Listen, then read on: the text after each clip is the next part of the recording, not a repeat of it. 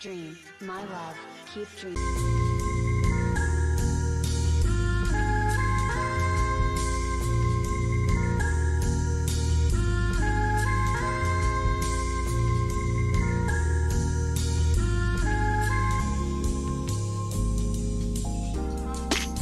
Check me out now. Return of the smooth operator. Shotty on repeat. I say sleep later. This another favor. Consider me your neighbor. Lost a lot of fam in pursuit of the paper. She gon' catch the vapors when we slide by. The way I speak my mind, it's like I peak my prime, but I ain't close. I cruise through the night air. Fantasy a dream. Real world is a nightmare. Like Claire battling the brainless. Learn to live shameless. Talk about me a lie, but claim that I'm nameless. You aimless. So I'ma style on them. They washed up. It's a rap. Throw the towel on them. Gaining miles on them. Otakus for the win. Tacos, it depend on the mood that I'm in. Like Finn when it's time for adventure. This some new blue. Get ready to enter my mind for a few. Come and take a ride with the crew. I'ma show you how to recoup days lost when you vibe with the blue. Come vibe with the blue. Yeah. About time to regroup. Fly, got my eyes on the view. Never hear lies, only truth. Realize why they vibe with the blue. Vibe with the blue. Vibe with the blue. Vibe with the blue. Vibe with the blue. Vibe with the blue. Vibe with the blue. Vibe with the blue. Vibe with the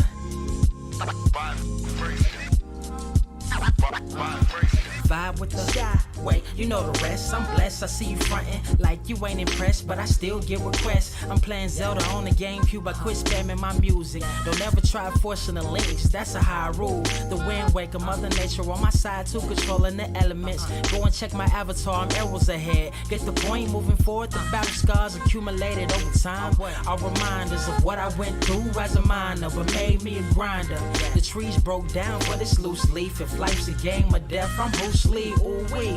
Lose sleep on the regular, trying to get this word out. Then I crash nebula. Wish I had a very odd parent, maybe two, but it's cool. Everybody pays dues. Now it's time to make moves. Granny didn't raise me to lose. Think I'm in the mood for a cruise. Wanna ride? Come and vibe with the blue. Vibe with the blue. I'm vibe with the blue. Vibe with the blue. Come vibe with the.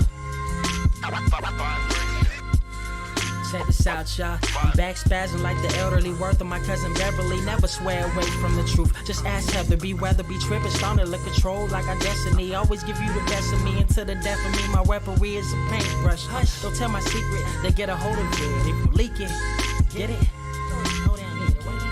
As usual. It's cool. Got you covered though, look. But let me get back to that cool-ish, loose-ish. Why they still lying? They don't do this. Bad at board games, whole world clueless. Selling they soul for Roof Chris. Who's this honored fella? Need a sliced extra mozzarella. Crew fly, let God propellers. Humanity born like they don't trust fun. Why you dodge the teller? You don't know, but my eyes are better. Life's a gamble, depending on who holding the cards. You can start living at large or it's bon voyage. Charge it to the game. Me and you ain't the same. I'm thinking bigger pictures. Why you still shrinking the frame? Ever blink in the rain? It helps when your eyes dry. Mob with the bright minds. Think you funny, wise guy? Midnight marauder with a new tribe. Tired of the fake. Come and vibe with the blue sky. Come vibe with the blue sky. Why do you try? We get them high. Take them high. What I do? Come vibe with the blue. Yeah. Come vibe with the blue. Ask what up? Vibe with the.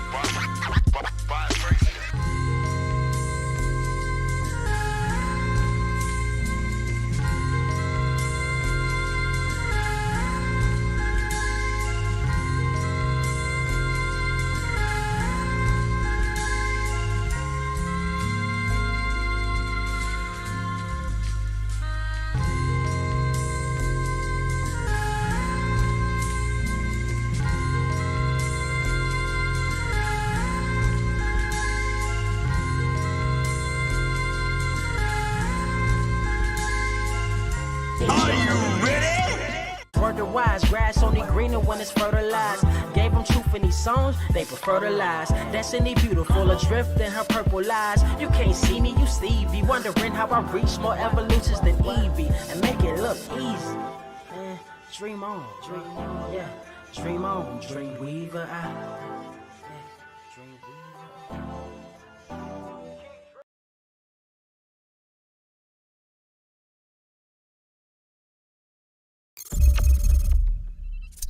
What is up, Earth's mightiest subscribers? It's your boy Ernie Blerd Without Fear back in the building. We are back, baby. We are back. I got my homie Carter Presents with me. What's good, pimp?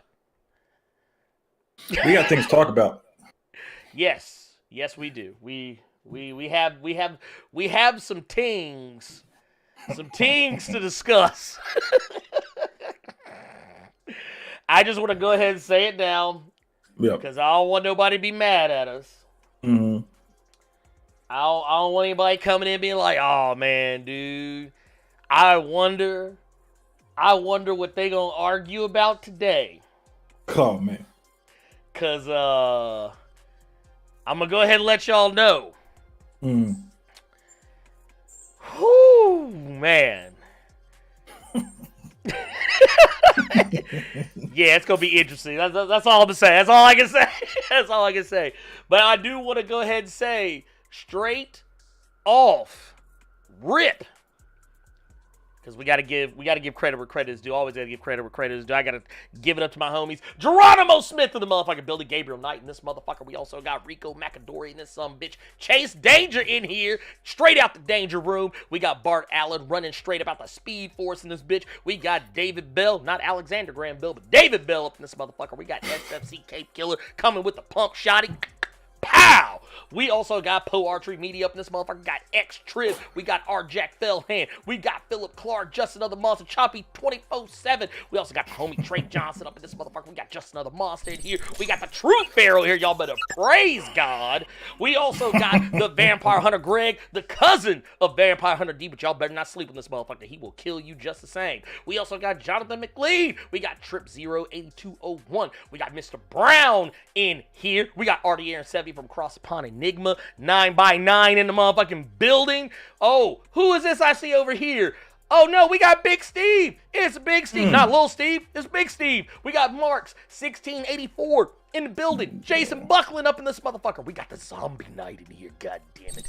We also got the Urban Prince of Strong Style. We also got Dark Main X in the motherfucking building. We got VJ in this motherfucker. I'm not gonna try and pronounce that last name because I'll probably fuck it up. But I can also tell you one of my personal favorites. We got the True Pharaoh up in this motherfucker. We also got the T-1000 in this bitch. Looking for John Connor till this day is on site. Y'all don't play with my boy. We also got Blerd Radio. oh Lord.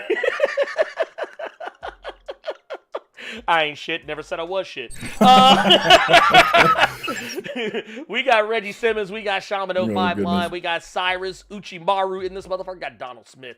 We also got Sethian in this motherfucker. We got Losersaurus, a.k.a. Wintersaurus. We also got Black Nito, leader of the Brotherhood of Evil Motherfuckers. We got Tubes the One, Splosh, Kevin Jones, Bob Boy versus the Shadow Strider. We also got Harley Academic up in this motherfucker. Panini Pressed in this bitch. We also got Clarence Johnson in this motherfucker. What y'all know about that? Y'all know nothing about that. And guess what else? We also got Da Vinci in here, man, because we cultured up in this motherfucker. We also got Cloudy D. Oh, man, dude.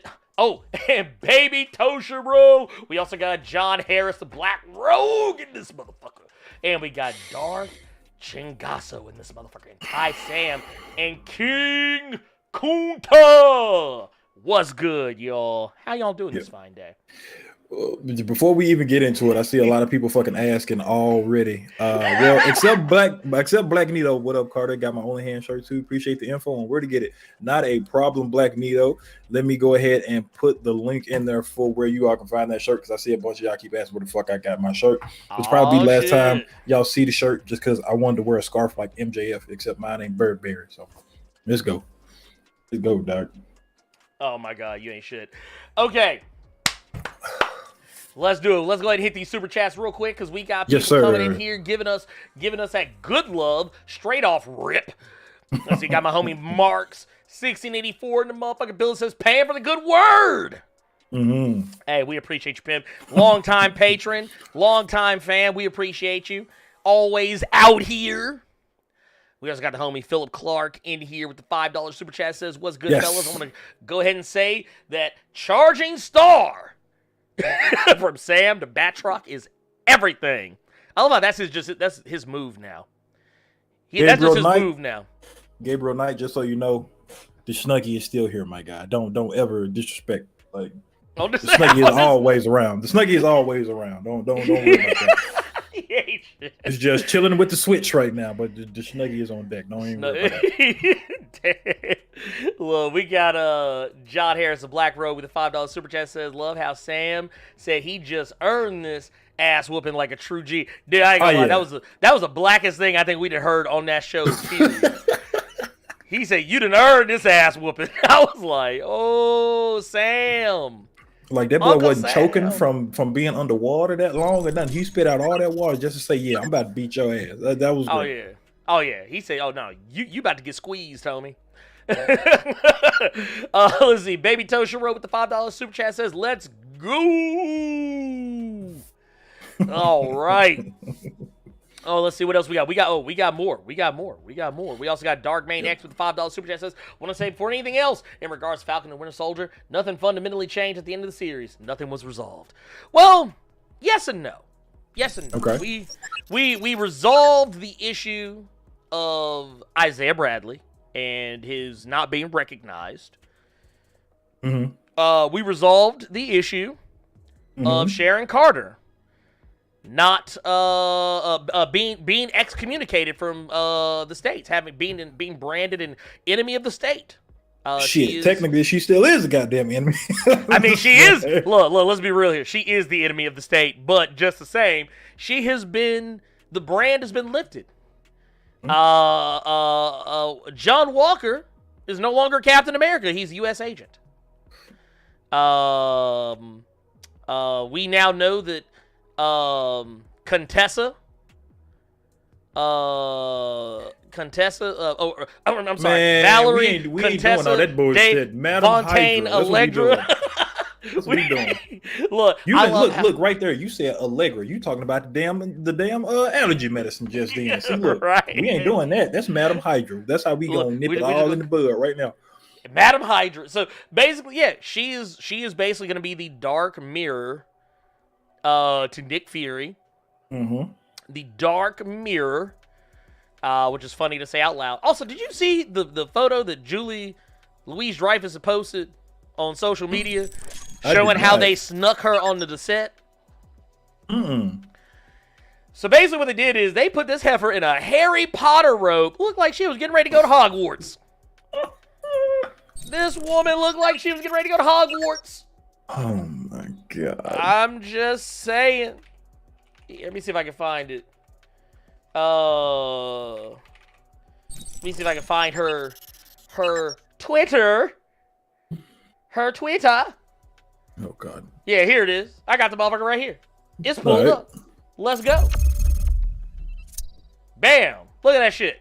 Had her coming out here in a whole ass, looking like she a Death Eater, getting ready to go kill a little small child, so he can be called the boy who lived. Looking like she served Voldemort right now. Check her arm. She a Death Eater. I'm telling y'all better watch out for her. She ain't shit. Apparently, she kept the cloak. she has implied that she kept the motherfucker. I like how you supposed to be undercover like a motherfucker, but you still wearing them $600 Ray-Bans. I see you out here. Elaine said she ain't playing with y'all, dog. Look. She said, no. See, y'all don't understand. I still got to be fresh to death. You feel me? I promise. She looked like one of them nasty monsters I killed on Blasphemous this morning. Bruh. Bruh. Look. Boy. I'm dead. For real. I'm dead. But no, there was some other stuff, and Sam is now Captain America, so things have changed. The Flag Smashers, they still have supporters. But I don't think they gonna have them supporters with Zemo Butler around this motherfucker. Just Oh no, putting in dude! work. Wait, why is Zemo? Well, first, can we talk about this real quick? Why is Zemo Butler got to come so hard? Hey, Benson ain't fucking with y'all. Benson ain't playing around here. Look, he was already fit to feed Sam and Bucky expired food. He said, nah. He said, don't think I won't blow a motherfucker up too. Wait, let me ask you a question. Since we already talked about it, what do you think about the last episode, Falcon and the Winter Soldier, Bucky and the Bird? How'd you feel about it? How'd you feel about that new costume? Wow, if that's what we started. So here's the thing.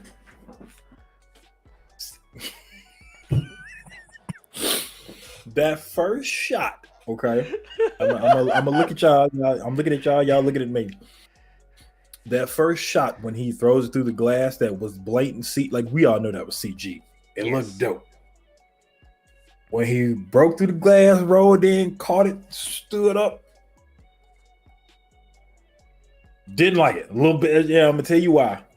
And I think if a lot of you all rewatched the episode, I was just talking to some buddies of mine before that, because they kept posting pics of how Sam looked in the comic with his suit, and then they showed how what the fuck. I lost his name right now.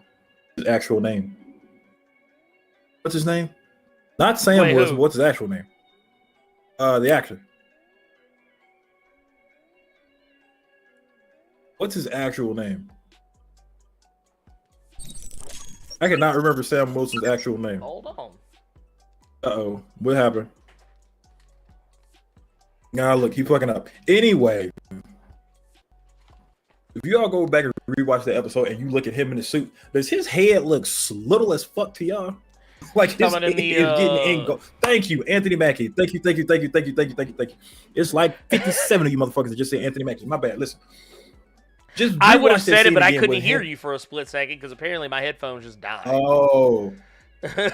But like Anthony Mackie head was little as hell in that costume. Y'all can't lie. Okay, number two. Okay, that was my first little issue, but just how little his head looked in that suit. Because I was checking him every time I saw him in it. The second one was, I didn't like how close it was. I didn't like how comic accurate it was. And I might be one of the few people that actually say... It was deadly accurate. It was deadly accurate. Yeah, I did not. Because if we look at Scarlet Witch. Scarlet Witch did something new, but it was the same, but it was different. Right? Right. They got a little more intricate. Exactly. Yeah. Sam was just like, it's Watchmen. We just putting exactly what's on the page on the show. Right? Straight off the page. That. Especially with it coming from Wakanda. It looked like he got this shit that now I will say not all the time. I apologize you all hear that plane. I live right next to LAX. You all good, Pip. Okay. Certain angles they would take with that suit. Mm-hmm. And I know I see Blake Quammen in the chat saying comic accurate is never bad. Sometimes it is. Listen. Yeah. Some scenes with that suit, it looked stoic. It looked dope. It looked cool. And then other moments, it looked like he bought that shit from Spirit Halloween. I mean, I totally get where you're coming from, though. Like, I think I agree with you. I think that over time, it's going to get better. Like, because we know we're getting Captain America 4. We know we're getting Captain America 4. Yes, that's no secret. And it's the people that did the show. Right. That's another thing. It's the same show. The showrunner for the show is going to be the same person who is going to be handling the movie. So that is no surprise. It's going to be Malcolm Spellman, who's going to be coming in. He is going to be penning the script for this with Dalen Musan, one of the other writers from the Disney Plus series, and they're going to be carrying this all over to an actual full-length picture. And it doesn't have a full title. Right now, it's just called Captain America 4 because it would be the fourth Captain America You know what? movie. Mailman just said a good thing. And I know I'm nitpicking. I'm just being funny. Leave me alone. I'm drinking. So Millman had a good point with where let's hope it's like in the first Avengers movie where Steve Rogers' suit was trash, and then they improve upon it. I hope so. And then someone else said if they get rid of all of this shit right here, it was loose. It looked that's what made it look like a costume, like a Halloween costume. It was loose in the neck. It was very loose in the neck. So but that was my thing. I did not that was my main thing. It's just I did not like how, especially with it coming from Wakanda. Yeah. Because look at how they did Bucky's arm. Like they put their own little spin on it. You know what I'm saying? So I was really expecting to see something cool, something different. You know, right. But that's just when it comes to Sam and the suit. I can grow to love it. And I see that somebody who said that in chat was Luchasaurus. Yeah, his name is not Clarence. I said that shit on Twitter, but that speech he gave and what he did for Isaiah Bradley, that ain't Clarence no more. That's Captain fucking America, big dog. Oh yeah. Oh yeah, no, straight up. The rest of the episode, I will say, like, it was a tad bit rushed, but it's completely. It was a third act. It was a third act of a movie. Is basically what it was. Yeah. And that was the one thing that Anthony Mackie kept saying is that he didn't want to do a show, but when he saw that they were doing it, they were treating it like it was a film. Is what made him do it, and that's what it seemed like. But as a whole, for the episode, I really enjoyed it. I was actually watching it while I was at work. So when it got to the speech of him talking to the senator, I'm at work nodding off. And then when he started talking, okay. Like, oh shit. You know what I'm saying? He's talking. He preaching. Let me put my phone on a stand real quick. Hold up now. So he said, I'm a black man wearing the stars and stripes. What don't I understand? I was like, yeah. So that was one. Sam went off script. You know what I'm saying? It was just like some buddies of mine. The first time he starts talking to Isaiah Bradley, he was like, "Man, them people, that doesn't sound like that was in the script. That sounded like that was just two brothers having a conversation." Yeah. That first speech, I really enjoyed what he did for Isaiah. That's what made me tear up a little bit. I'm not even going to lie to you. I got a little bit emotional at that part. Oh yeah. Straight up. Yeah, I got a tad bit emotional. The stuff with Bucky, I liked that. He got his closure. And the thing that I liked about it is it didn't go the corny route of just having the dude forgive him. No, we're never given an answer. He just saw the dude. Yeah, we're never given an answer. The man doing what he's been doing, going to the restaurant with the lady and stuff like that, and I like that they left it as that. Yeah, the one thing it was ambiguous. I did not. Yes, and the one thing that I hated throughout the show, I didn't like the shrink. Okay, yeah, I get that. I thought that lady was fucking awful. The stuff with Johnny Walker, Johnny Walker Black. I mean, now he is. The stuff. I mean, he was already in something. With Johnny Black. Walker, I did. I'm hitting the button on myself. I think you got him confused with Bucky. Bucky about to get in something black. Danger. There you go. The stuff with Johnny Walker, I think, was dope. I thought they were gonna go more. His stuff seemed kind of rushed a little bit. This was the shit that seemed like it was the most rushed. But I thought they were going to add a little bit more like to him throwing that shield and it just getting destroyed like it was a piece of goddamn aluminum foil. No, they went straight for the Christopher Priest. They went straight for the Christopher Priest version. Yeah. Because that shield got beat the fuck up. And he thought he swore. He swore. You know what? But you know what? That was some commentary. Because leave it to a white man to think he can make some shit exactly like black folks. Like he's like, you know what it was? He said, I can make ribs better than black people. No, it wasn't. I'm going to tell you what it was. It was Sam and them making ribs, and then he came to the barbecue with potato salad, but his potato salad had raisins in it. That's why that shield got destroyed. So that's what that was. You ain't lied. You ain't lied. I like that. A lot of people were like, well, at least he got redeemed. It's like, he still murdered a motherfucker in front of everybody. But he's still a goofy motherfucker, too. He's still a goofy motherfucker. Yeah. I do love the fact that I guess Sam's go-to move is just the charging star in every episode, and I'm with it. Oh yeah, I'm just cool with he it. say with it, the though? jet assisted. Can he say it though? Like I just want him to say it one time, like charging star. Nah, don't say it. Don't say it. Don't say that shit. Because we're gonna say why here in a little bit. Don't say that shit. Don't say it. Don't say it. The stuff with the flag smashers. Mm. Here's the thing. I never gave a shit about Carly. I was hoping Carly got bopped at some point. Which she did.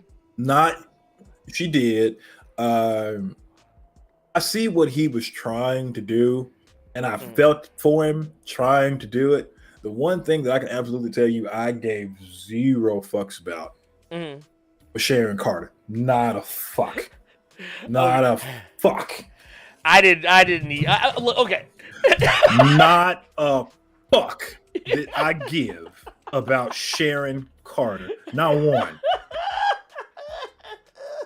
Not one fuck was given about Sharon Carter. Get this bitch out of here. She was not needed. She should have been on the one episode, and that was it.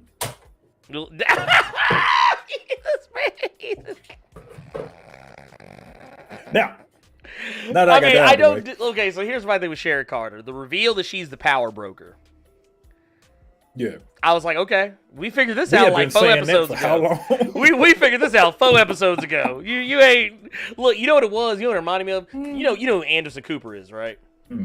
Remember when Anderson Cooper came out as gay?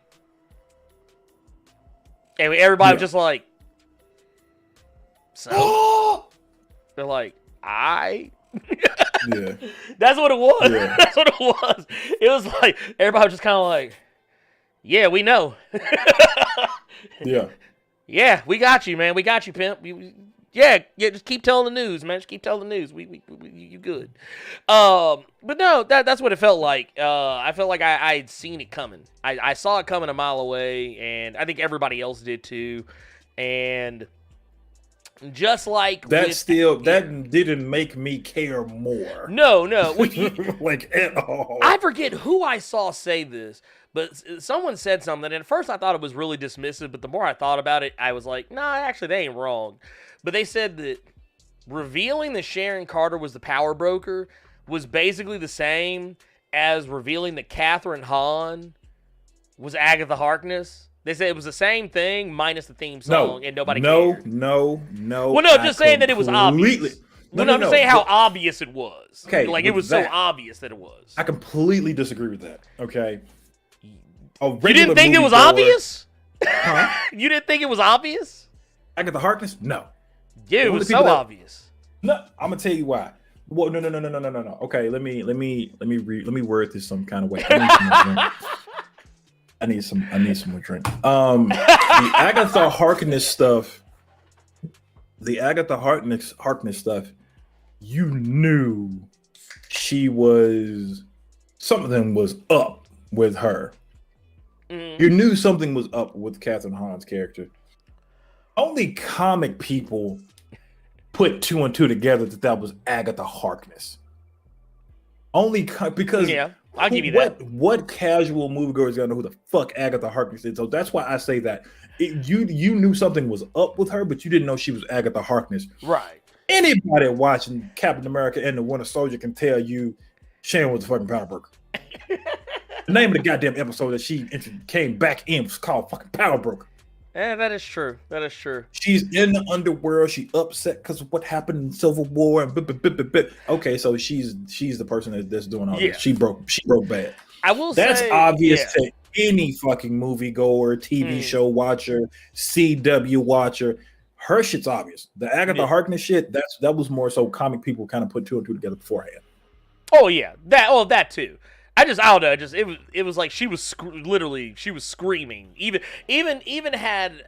honestly, I kind of feel like even had I not known, I would have known something was up with her. I would have expected her to be the bad guy. Maybe not even so much Agatha Harkness, but the whole turn as a whole is kind of like okay, so we finally gonna go ahead and just reveal this shit because like we know we done been known. Yeah. But no. The post credit or mid credit rather. Because technically it's a mid-credit. That one I didn't care about either as much. I mean, I thought it was cool that she was exonerated and all the other stuff, and I thought that was pretty neat. But then like when they did the whole switch up when she pulled out the phone, which by the way, the motherfuckers could hear you right outside the building. You literally standing next to she's standing next to 5 other motherfuckers and basically just talk like she giving the whole evil monologue right there. It's literally 5 dudes sitting right there. Yeah. She walked past somebody. It's like you famous, right? Motherfuckers know who you are. Motherfuckers literally just walked out the room with you. I think too many people. I think when you look too hard for something, you start making yourself believe that that's something. So I think too many people are looking for like scroll. I don't think she's a scroll. I don't think she's. I think she's a character I just don't give a shit about. I'm gonna tell you what it was. Okay, so you said scroll. Remember the part where the dude walked up to Sam and told him that they found one of the flag smashers that he downed? The dude was in the helicopter. Yeah, I was actually expecting that's because the dude came, but he was just too happy to be there. He was too happy to be there, and I don't know. Maybe he was a cameo that I just didn't catch. I don't know. But point of the matter is, when dude walked, was like, "Hey, we found the guy that you downed in the river." He was like, "Okay, cool. I'm gonna go get him." I thought he was gonna pull the dude to the side, and be like, "Yo, man, hey, look, man, we out here."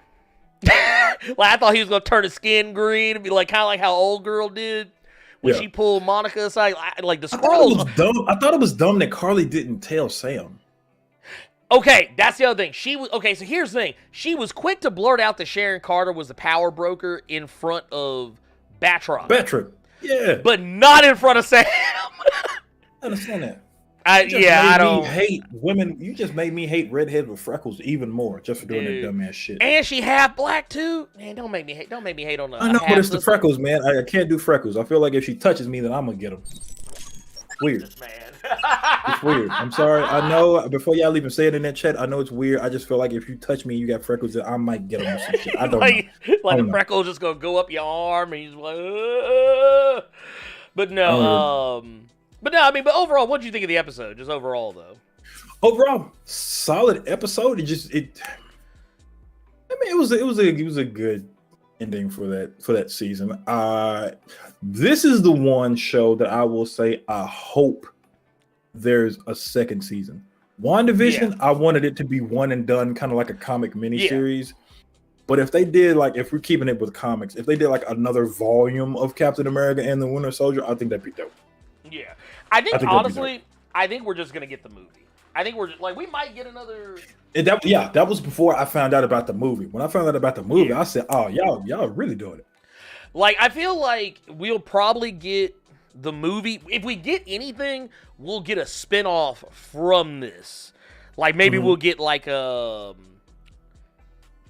kind of like what a lot of people have been asking for is like something more Isaiah Bradley centric, or maybe something that's something that's tangential to like another character that was involved in this. Yeah, we talked about that last week. Just like an Isaiah Bradley series with like the Red Tails and shit like that would be fire. Dude, I'd be here for it. 100%. 100%. Scott Yard with the $5 super chat says, "Morning, guys. Got Absolute Venom. Gots to go get him." In the building with 489 super chat says still shipping Bucky and Sarah. She was eyeing how he was holding them kids with that metal arm. Like, boy, you better lift me with that arm, dude. Dude, I ain't gonna lie. She sure was. She was like, what that arm do? I'm laughing at Stu Jersey in the chat. How Sam Suit couldn't hear her telling on herself, but he was able to figure out there was a pilot on that helicopter. Look, Red Wing didn't figure that out for you. Dude, by the way, Luchasaurus, welcome to Blerd Club. Coming back again at the silver level. We appreciate you, pimp. Always out here holding it down. We also got Stardust. Whoa, wait a minute. Shit jumped on me. It jumped on me. Sorry, y'all. Actually, but hey, that not a bad idea. Second season should involve Wakanda and Bucky, White Wolf storyline. We might see. You never know. That shouldn't be the second season. That should be. It'd be a separate. I think that should be a separate. I wouldn't even want that to be a show. To be completely honest with you, let that be like a one shot. Let it be like an hour thing. Yeah, dude, this shit jumped away from me entirely. Oh my god, dude, we had so many of these. Where were you at? Okay, Because I still so have something up. yeah, okay. Well, I'm gonna read this one real quick because like it's kind of like a good spot for me to know where I was, sort of. But I lost one of them because there was one. LJ Brown had one. I'm gonna read his real quick too. He said, "Blerd Carter, the Method Man, and Red Man of comic book content. Props to the new Cap and new Mortal Kombat movie is as basic as Carly. Hashtag Blerd for Prez. Wow, damn. We'll talk about that here. We'll talk about it later. We'll talk about that in a minute. We'll talk about that in a minute. Thank you for the £4.99, LJ Brown. We said, what was it? And by the way, I may run next term. Joe out here. You gotta beat The Rock though. Oh shit! Well, maybe me and The Rock can run together. You really want to take a people's elbow? Presidents? Man, look. I'm just saying, man. I mean, look. If he said I could be VP, I'll take a people. Look, he could do the one where he slide across in them $800 shoes. Oh, wow. Like he did British Bulldog. Oh no, man! You might fight him when you see your wife because every woman says that they love their partners, they love their husbands, they love their boyfriends. She put that people's eyebrow on him. You might be in a situation. You might be best truck around here. Look, I'm like, hold on. This motherfucker walk around here thinking he black out for real. Yeah, you don't have a shield for a charging star. You might just have to brush him with a hanger or something, man. Look, can I light it up with the lighter real quick? Man, you might have to go in your closet and just run real fast, hit his ass with an ironing board or something, man. Just saying. Charging ironing board. Man. The old ones with the hole in them at the bottom, yeah, just brush his ass with the ironing board. Just put a big ass star on it. You go, boom, boom, boom. You ain't shit. Eric Morgan with the $20 super chat says, "Good morning, gentlemen. Falcon the Winter Soldier made a lot of folks choose between their fandom and their racism, and I loved it. You couldn't fully embrace the show if you weren't unwilling to table some of your biases. Yeah, we need more of it." I agree. I said this to several people because people asked me about the episode when because they hadn't watched it yet, and I said, yeah. I'm gonna tell you this. That speech Sam gives is gonna piss a lot of people off. Oh yeah. Oh no, because he talked about some folks. He actually. Here's the thing though. If it made you mad, good. You should be mad. You the problem, oh ugly ass boy or girl. You the problem. Look, we have a saying in the South. A hit dog will holler. And y'all motherfuckers out here screaming. Baying at the moon, just that's what y'all motherfuckers sound like, racist motherfuckers. Y'all probably sound like that Dalmatian off Stray Dogs. Let me stop. Come on out here, little. Oh my god, that was a fucked up issue, man. That shit was so fucked up. It was so fucked up. Oh, but no, we got now. Falcon's speech was special, so the show gave the most authentic theme of the African American experience in the MCU with the $4.99 super chat. Blake, thank you for that. And no, I agree. The speech was lit. Honestly, they should be showing that speech in fucking classes. Like, actually, I want all of Congress and the Senate to sit down and watch Falcon and the Winter Soldier just for that speech alone. Yeah. Because literally something he said that resonated with me was, you need to have people around you. The people you're helping, you need to have them in the room. Yeah. Or you're going to have more people just like you who aren't affected. Yeah. Like, dude, I thought that was so awesome. And I love the fact that dude kept trying to tell Sam he didn't understand. And he was just like... I was like, hold on, Mr. White Man. Man. I'm going to need you to sit down, Mr. White Man. But no, I loved it. I was here for it. Absolute Venom with the $4.99 super chat says, with that cloak, she looked like she Darth Madam Contessa von Hydra Palpatine. Look, she getting ready to be like, unlimited power. Could you imagine she do the lane dance and the lightning come out and get you? Dude, ooh, man. Wait, can you just go ahead and say right now? That dance is what killed the younglings. That's what killed the younglings. She put that dance on. They were just like, oh Lord. And that little foot kick is what killed the younglings. Y'all think y'all see? She wasn't Anakin. Look, 5 younglings and 1 kick. Trey Johns with a $5 super chat says Benson went to the Butler school Alfred went to, obviously. Sure did. Dude, can we all have a Butler like Benson? I want me a Benson. He got to be named Benson. That's his name. It's already been chosen. Cloudy D with the $10 super chat says, man, it feels good to be a Sam Wilson fan right now. I remember when Sam became Cap in the comics, and I loved it, but received hate for it. Now everyone loves Sam Cap. Boy, how the MCU can change things. Well, you know what they do with the MCU is they take shit from the comics, and I've said this for a long time. If you do the things in the MCU that Marvel has done in the comics, you will probably have more success with the MCU because not only are you getting comics fans, but you're getting people who are a little more open-minded because they're just casual fans. They're not as attached to certain ideas and things the way that like comic fans are. So they're more, they're a little bit more malleable. And I feel like, because case in point, when Avengers Endgame came out, and Steve passed the shield on to Sam, I don't remember, there were some people who were a little upset about it, but, most people, universally, most people were like, dude, that's awesome. Yeah. But, when it was in the comics, everybody's like, no, this is bullshit. They didn't say that shit when Bucky got it. People be acting like Sam hadn't been hanging with Steve for forever. People forget that Sam was one of Steve's partners back in the 70s. People forget about that shit. He started off as a bad guy, for 2 seconds. And then he became Cap's partner.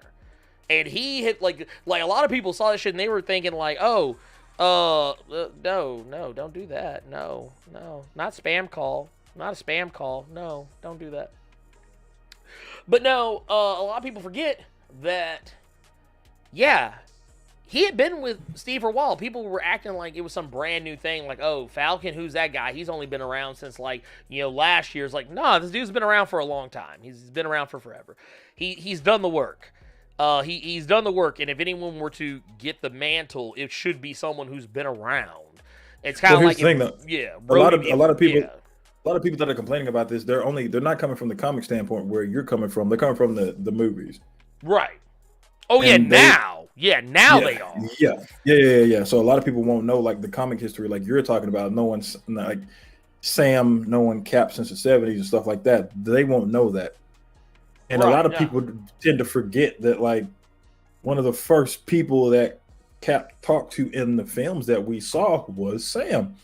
Sam kind of gave him a history lesson with the whole Trouble Man and all that stuff. So, and plus you have him, or then you have somebody. Now, here's the thing.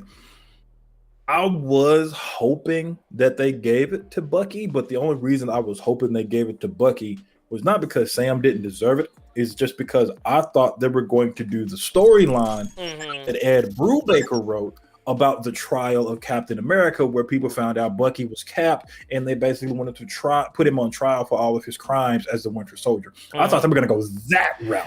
I was kind of hoping that too, and then for whatever reason, they go through the trial. The next thing, maybe have it where Bucky has to pass it off to Sam, and then so you go. But I'm happy they didn't do that, because if they had done that, that would have made it seem like that's the only reason he's doing it. So I understand why they didn't go that route. But one thing that a buddy of mine said. This is something that Bishop actually said. If we weren't in the climate that we were in now, Sam wouldn't have got the shield. Oh yeah, no, probably not. It probably. And that's something it never occurred to me, which is, I guess that's kind of messed up on my part. But yeah, if we weren't in the political climate that we were in now, I don't think there would have been a Falcon and the Winter Soldier. No, I agree. I think it would have been the Winter Soldier and Falcon. Yeah. Oh. You know what I'm saying?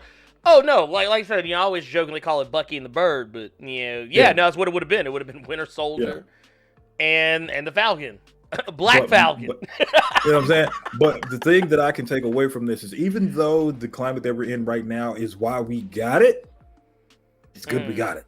Because it was still a great message in the end. Oh yeah, no. Well, the thing is, I didn't believe when the showrunner said that they were going to be hitting today's social issues. Mm-hmm. I didn't believe him. Mm-hmm. And now I'm like, you know what? Now I want to see what you'll do with like an actual movie. Will you go this hard? Will Marvel let you? Will Disney let you go this hard as you went on Disney Plus? Will they let you go this hard on a actual? Because here's what I want to see now. Now that we have, now that we have a Captain America 4 coming, I now wonder if they're going to do the stuff they did in the comics with Captain America, like the people. Like the people, I was expecting it in this episode. I was oh my too. God, I was too. Like I want to see if the government tries to push back against him, or like if if some kind of like I don't know, some alt-right whatever, or a bunch of like angry white people come and like, "That's not my Captain America." I hope they don't. I don't want them to do it, but like, don't make it a focal point. Don't, at least if you do it, don't make it a focal point. But like, I have a sneaky suspicion that like there are going to be more social issues that are going to be brought in. I just don't know what way they're going to do it. But like, definitely, I know for a fact it'll like, okay, they basically let us know whatever's going on with Captain America 4, it's going to be something to do with, as much as people will not care, it's going to probably have something to do with Sharon Carter. And like her still being the power broker, her still doing the shit behind the scenes. There'll probably be new characters that are being brought in. It'll probably all involve Contessa, Madam Hydra. All of that stuff I think is going to come together, and that's what's going to be what Sam ultimately winds up being up against. And maybe even potentially, I don't know if this will ever happen just because of the way things are. Maybe the return of the Red Skull, who knows? Yeah, but, I'm done, brother. I think it would be dope. Somebody brought up Isaiah's grandson in the chat here. Oh, Eli. The only thing I want them to take, because the one reason I don't want it to go to the comic is because Nick Spencer, Sam Wilson run was shit. It was absolute garbage. Okay, I like absolute garbage. No. Okay, I have stated too many times how much I hate his Sam Wilson run because he tried way too hard to let black people know, I see y'all. I'm right there with y'all. You know, I see it. I'm my bro. He was doing that before Black Panther came out. I fucking hate his Sam Wilson run because he tried too hard. He tried way too hard. He was just trying to get a plate. Knock his plate on the damn floor. Fuck out of here. And then look at my grandma and let her know I'm not mopping that shit up and I'm not getting a towel to pick up the spaghetti. Fuck him. Okay. That run was dog shit. Okay. Because that shit was so on the nose, boy. You think it was a fucking killers and bits treat on the end of it. Okay. That's the only thing I want them to take from that run is if they were to incorporate a new character. I think it would be cool if it was, because we already know who the fuck Falcon's gonna be. We know who Falcon's gonna be. Yeah, we got Sam Wilson Cap. Make Eli Power Man. Have him be the kid.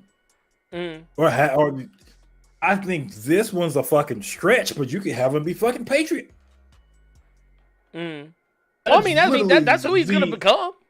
That's the only goddamn thing I want to see from Nick Spencer's whack ass Sam Wilson run. Or this could be a way for them to incorporate some of them Netflix characters. Bring old Misty Knight ass in that Sam Wilson movie, boy. Woo, man! Look, we ain't ready for that. Actually, okay. I tell you what. You actually brought up something. Well, here. Before we do that, I want to get these super chats because, man, they getting away from us. Chase Danger said, with the $5 super chat, says, when Sam busted the window and dude said, who are you? And he said, I'm Captain America. I actually clapped and hopped off my couch. Dude. I thought that would be the dude who said, not my Captain America. I did too. I did too for a second. I was waiting on someone to say it. I was waiting on someone to say it.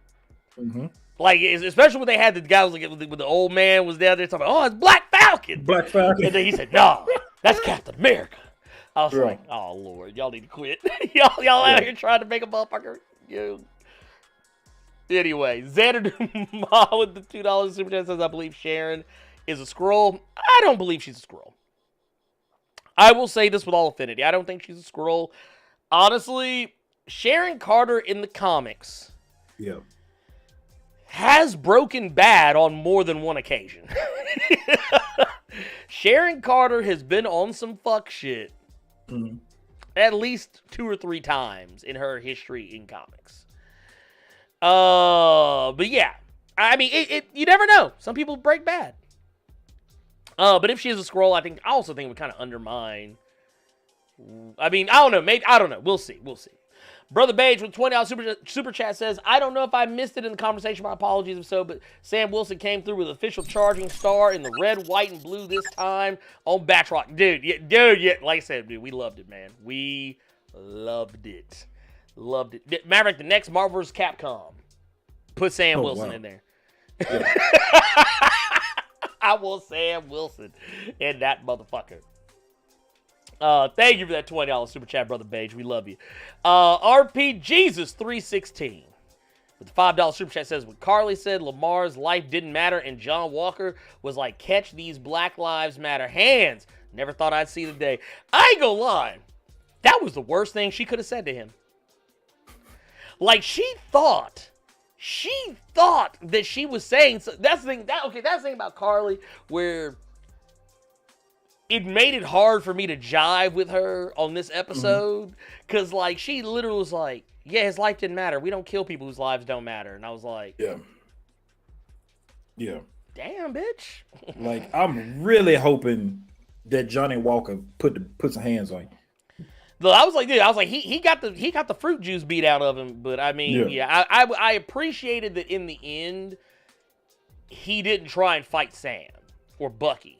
I did appreciate that. I actually appreciated that they did wind up being on the same side in the end. Yeah, I like that they didn't try to turn him evil, because he had to really think about what he wanted to do, and then you just see him pulling. Now, did you catch when he was trying to fight them off, when he was trying to pull that van up? Did you catch that Civil War music? Yes. Okay. Yes.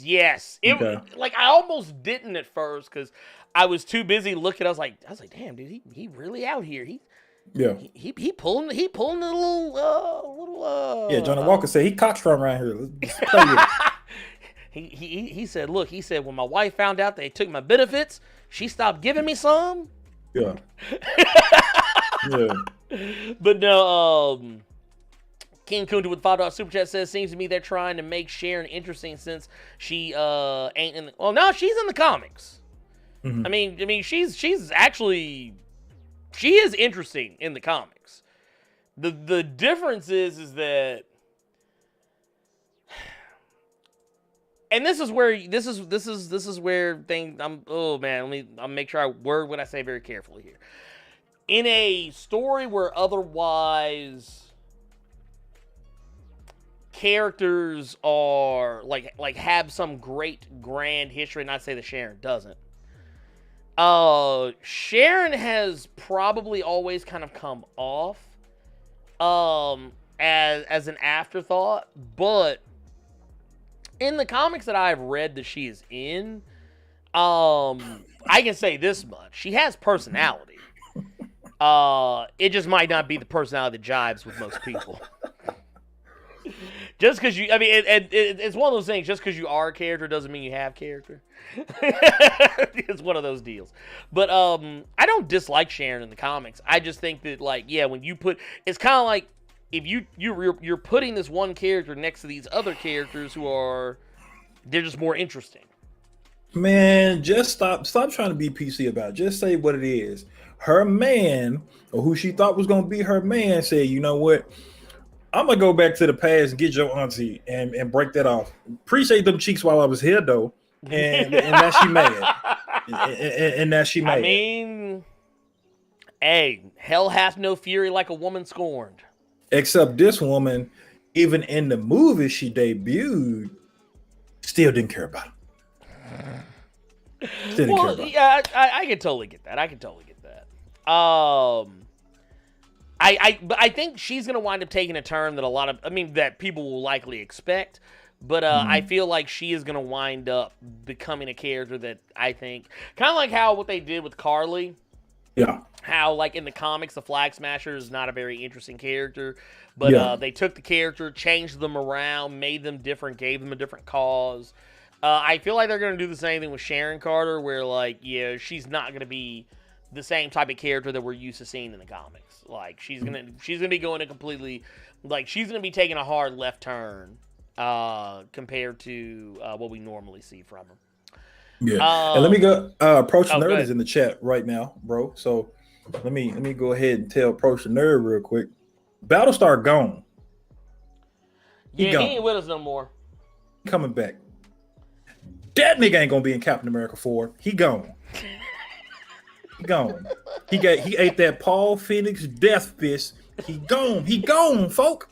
Gone. Look, they already buried him, put him in the ground. Absolute Venom with the $4.99 super chat says, I'm gonna need a show or movie about Isaiah Bradley in the past. Let him be great. Dude, we agree. 110 million %. Yes. Let's see here. LJ Brown with the £4.99 is Blerd Card. Oh, wait, nope. I found it. Actually, that one we did read. Okay, so apparently what happened was, dude, they jumped around hardcore. Okay, so yeah, that's why I hate the way this thing does sometimes. Like, it jumps around, like, ridiculously. Okay, so let me see. There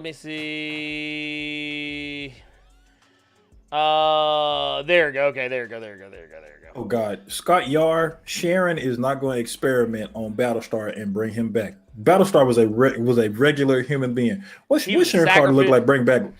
Like if we take Battlestar out of it, you want to know what his name would have really been? Regular Man. Who the fuck wants to bring back Regular Man? Stop it, y'all. Stop it. Look, just to give you all even more of an idea of how much Battlestar was just Ernie saw the episode before I did. Ernie messages me. Negro? Ernie messages me and just goes, "Oh my God, they got this Negro Battlestar in here with a bunch of fucking laughing emojis because he knew Battlestar didn't fucking matter. He knew. Nobody care about Regular Man." Well, I mean, the thing is, with the comics, they actually did more with it. But I mean, you never know. Look, I got nothing. Was it Dark Maid X said with the $20 super chat says, my issue with and why I believe nothing changed because of Cap's speech. What happened at the end of the world? Government stopped their plan. That's what they do. They fall back for some time, then they get back to it. Hashtag Carly right. I mean, maybe, but we don't know yet. It hasn't happened yet. My boy said Battlestar is Mephisto. If y'all don't get these likes up on this show right now, oh my God. There's 300 of y'all in here. If y'all don't get these goddamn likes up, that boy said Battlestar is Mephisto. That, you know how foul that would be to make Regular Man Mephisto? Time to go to work. Oh God. Anyway, Eric Morgan with the $5 super chat says that somebody on social media put Carly next to a Raggedy Ann doll and I can't unsee it. Find these people and bring them to justice.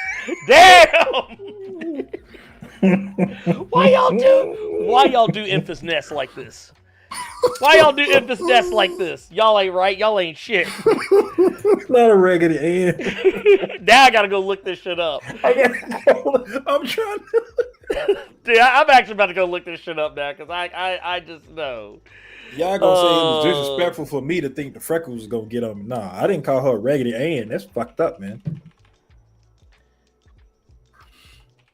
Wait, why the fuck am I Mystique, Jason Davison? We got the X-Men's. What are we talking about right now? Look, oh my Lord. I'm trying to see if I can find it. I can't find it. You know, I don't need to look this up because this is going to make my search history problematic. No. No. Y'all ain't about to make my search history problematic. No. Let's see here. Gabriel Knight with the 1999 super chat says, I got to get back to work. Thank you, Blerd Carter, for doing the Lord's work. Always showing support, man. We appreciate you, brother. We appreciate you. Thank you. Thank you for that. Let's see. Chi-Town Dan with a $5 super chat says, Sam's speech has so many white racist tears flowing. I filled up a pitcher and started selling it at 50 cents a Dixie cup. Dude. Bruh. Bruh. You know, I thought you were talking about Dixie Queen for a minute. Dude. Ooh, now I want some Dixie Queen. Damn it, I miss Memphis, man. Oh my god. Dude, that Dixie Queen, dude. I just want the seasoned fries. Dude, oh man. Wet, greasy ass brown bag. Oh, dude, yeah, their show is a Dixie Queen. Not too far from my house, man. I might have to. You still got Dixie Queens? Oh my! I think it might be called something else, but it's in a building a Dixie Queen used to be in, and it sells the same shit. It might still be Dixie Queen. Shit. Oh god. Let's see here. Blake Quammen with the $4.99 super chat said, to be fair, for Falcon Cap, some people are racist and some people just like Sam Wilson Falcon. I personally don't like the character mashups. I mean, that's fair. It is what it is, but I mean, it's not really a mashup if it's a passing of a mantle.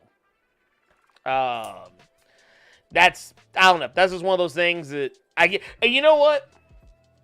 Maybe it is because I watch a lot of tokusatsu.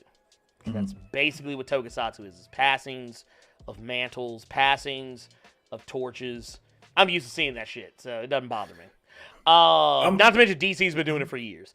I'm somebody who, like, I know people were talking about it earlier about, like, sometimes comic accuracy is real good. I completely disagree.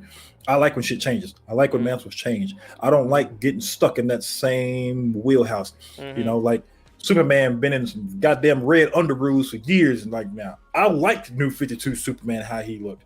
Peter Parker been broken down on his luck for fucking years, but still got fucking fine ass actress chick. What? Lord. Like, why is it? Like, this is all I'm gonna say about this.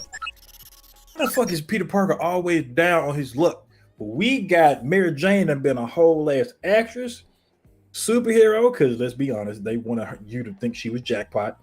And this bitch is still working with this. She was working with Tony Stark for years. She's been working at goddamn Stark Resilient. Yeah. Peter Parker still broke around here doing goddamn door dashes. Fuck out of here, dude. I want growth.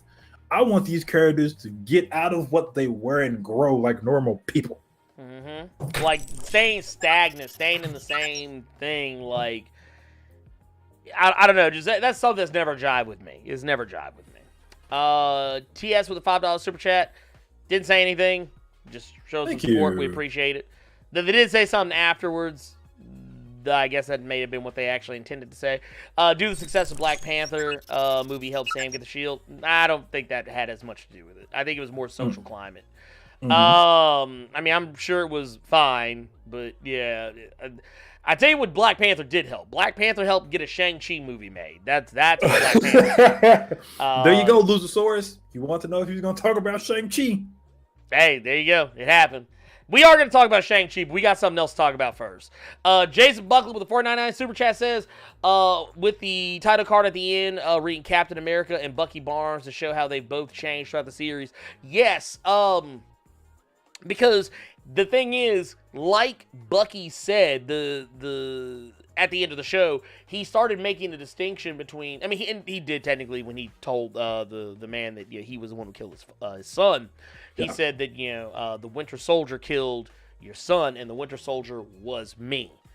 But he's changed. He's grown past that. He is no longer the Winter Soldier. He has become himself. He's become who he originally was. He's regaining his life back. And Sam has basically embraced. He went from being a guy who didn't really want the responsibility, didn't really want to, be involved, to realizing that maybe he should be involved, to saying, you know what, why shouldn't I be Captain America? Like, he evolved in that. Like, hell, something he even said to Isaiah Bradley. He said, hey, our people, we, built this, country.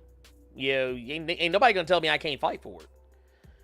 Yeah, and that's something that I think even, even though Isaiah had some smart ass to say after it, but I think even he had to respect that. And that speech too, shit. Look, you saw how Isaiah was like, damn, he did it. Got me. He's like, God That's damn. Yeah. Tubes, the one with the $10 super chat says Carly and John are both lawful, neutral, and evil, respectively. Carly cares not about the action she takes as long as her cause is fulfilled. John is walking American exceptionalism and keeps failing up. No, it's funny you say that. You ain't wrong. He's not wrong. Because he literally got to keep the suit. And he's going to get another shield. He probably going to keep getting them same busted-ass shields. They're going to get bent up and broken down. Yeah.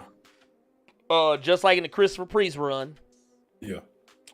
I was thinking about that too. I think it was more so that even though he was on the news and he got blasted by everybody, he got everything taken down. I think it was the fact that he was on it was more basically he did something fucked up and there were people around. Mm-hmm. He went there to kill Carly, but then you see him trying to pull the van up. So now he did a good thing with people around. Right, public perception. That's what got him back in there.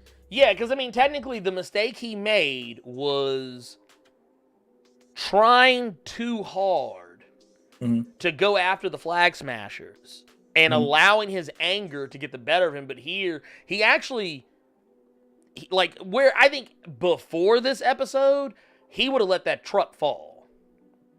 He would have been too busy trying to get the Flag Smashers. Yeah. But this time he actually decided to save the people, and that was kind of showing his growth. Even though it was a very quick turnaround, it was one of those things I was kind of like, okay, yeah, I get it. Sure. Yeah, I'll roll with it. Ty Sam with $5 super chat says Carter channeled Kevin Samuels and said, y'all better get them likes up. Well, no, I didn't really channel Kevin Samuels because I would have told you that you can keep your cheap ass $5 super chat. I need to see 500 next time.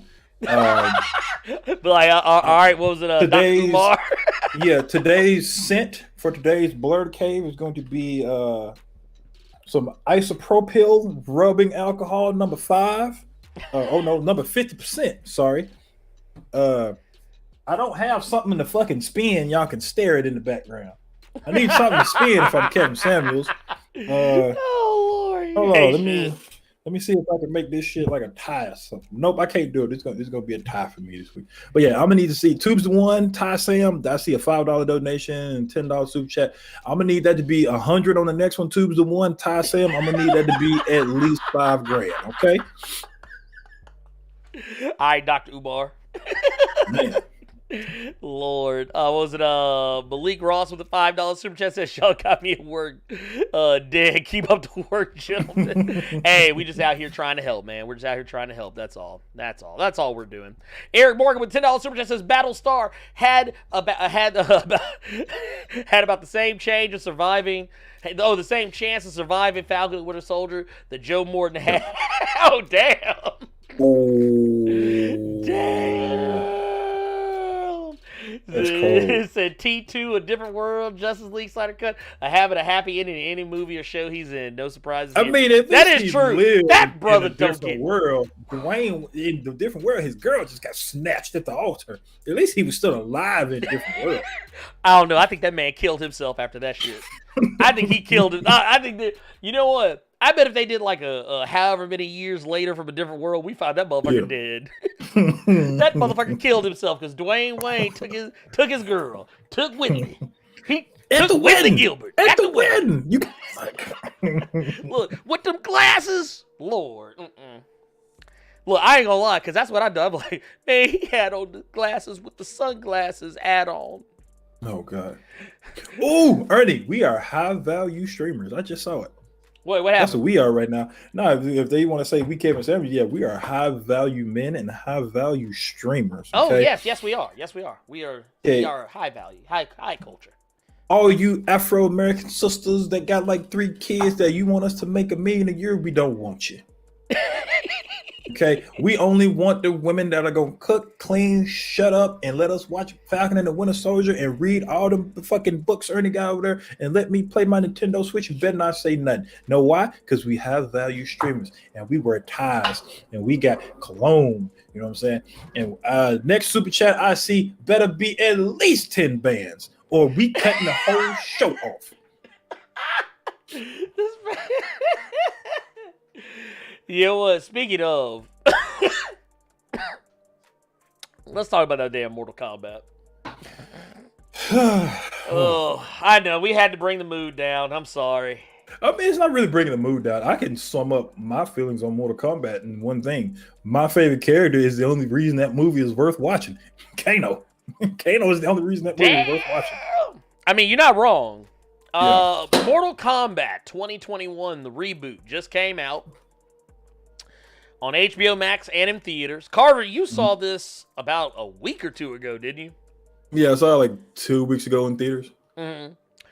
And I just watched it for the first time when it released Thursday night, technically Friday morning.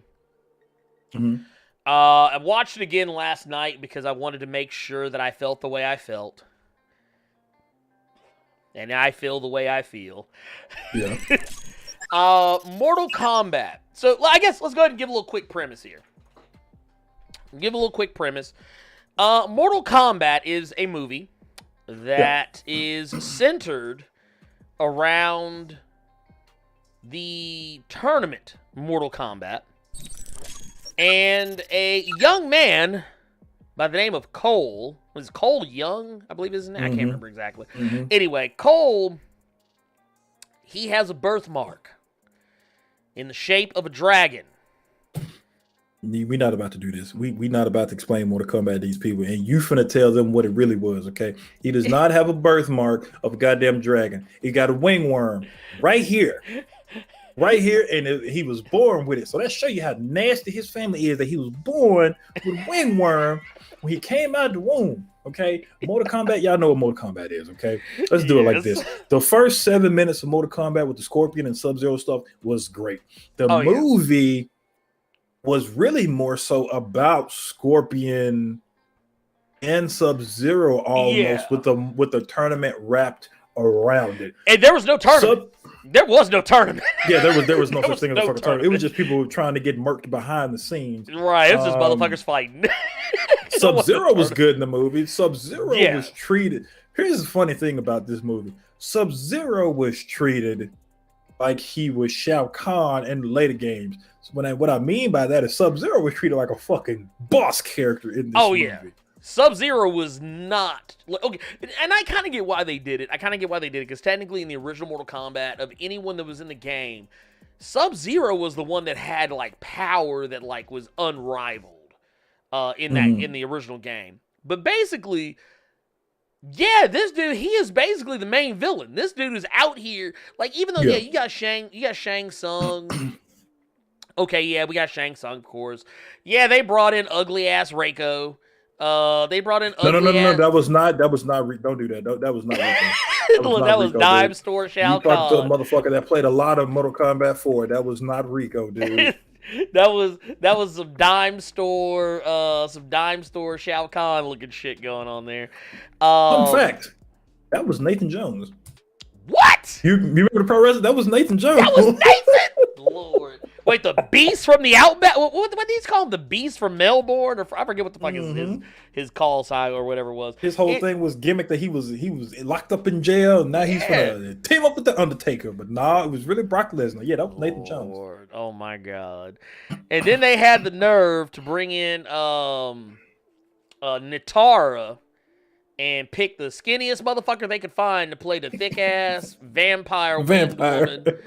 Lord, They didn't even last long. Okay, let me just be real with you. The whole premise of this movie is that the humans of Earthrealm are trying to organize because the tournament is coming up. Raiden is trying to get everyone trained and ready and prepared to fight for the fate of Earthrealm. Because remember, this is the last opportunity they have to win, because if Outworld wins this time, just like with the original movie, just like with the games, Outworld only needs one more victory in Mortal Kombat in order to just take over. And right now, Shang Tsung has a plan, and his plan is that why have a final tournament? We've already won 8 or 9 times. They had already won 9, and this was the 10. And it seems like Raiden is pretty shit at his job if Shang Tsung did murked every Earthrealm fighter 9 straight times. Right? And here's the fucked up part. So that has happened. Mm-hmm. Shang Tsung basically then said, you know, we ain't having no tournament. Fuck a tournament. Here's what we gonna do. Instead of having a tournament, we just gonna kill the motherfuckers that's supposed to fight us in the tournament and just be done with it. If they ain't got no champions, they can't compete and they automatically forfeit anyway. So instead of wasting our time fighting in some like laid out shit, we gonna do this shit right here. That's basically what the premise of the movie is. And Raiden is basically just like, okay, I'm gonna be honest with you. I actually liked more than just Kano in this movie. I will go ahead and admit that. I liked more than just Kano in this movie. I thought that Joe Taslim did a fantastic job as Sub-Zero, as Bihan. Yeah. I thought he did fantastic. Actually, apparently he's been signed. Apparently Joe Taslim is signed on for 4 movies. He is signed on for it to 3. This ain't making it to 3. I don't know. We don't know yet. It might. You never know. Here's the thing. The same way that we talked about how Godzilla vs. King Kong was dumb. But like, it's just one of the movies. It was like, it was dumb, but like, it worked. That was expected. I expected it with this. But here's the thing. Godzilla vs. Kong did a much better job than this. I'll give you that. This was trying to be real and serious. Okay, they actually were taking themselves seriously. Okay, that is the difference. Godzilla vs. King Kong was dumb, and they knew it was dumb. This, they are actually trying to be serious. Like, the movie is taking itself incredible. Like, okay, so let me go ahead and say this. Hiroyuki Sanada as Scorpion, Joe Taslim as Sub-Zero. They did a fantastic job. They did everything they were supposed to do. I was perfectly fine with everything they did. Now, when it gets to the other characters, your mileage is going to vary. Kano, who was played by Josh Lawson, he was the standout to me. He was standout. Like, and I think, Carter, you feel the same way. He was a standout. Absolutely. Because he had the most charisma. He talked the most shit. Well, I mean, he's Kano. He kind of has to. But the thing is, he chose the scenery, though. Oh, he was take it.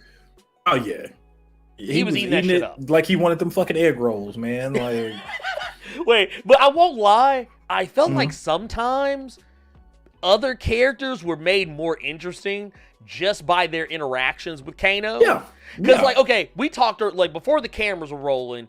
We talked about this a little bit. We were talking about, like, I brought up Liu Kang. And how Liu Kang was so stoic that I thought he was on something. Like, I thought he was on, like, some mescaline or something. Or, like, he maybe just shot up some heroin. Because that motherfucker's eyes got wide as a motherfucker at points. And he was just like...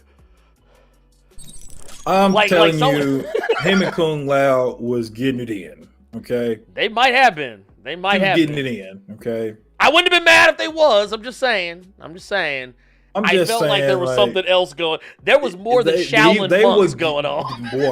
Boy.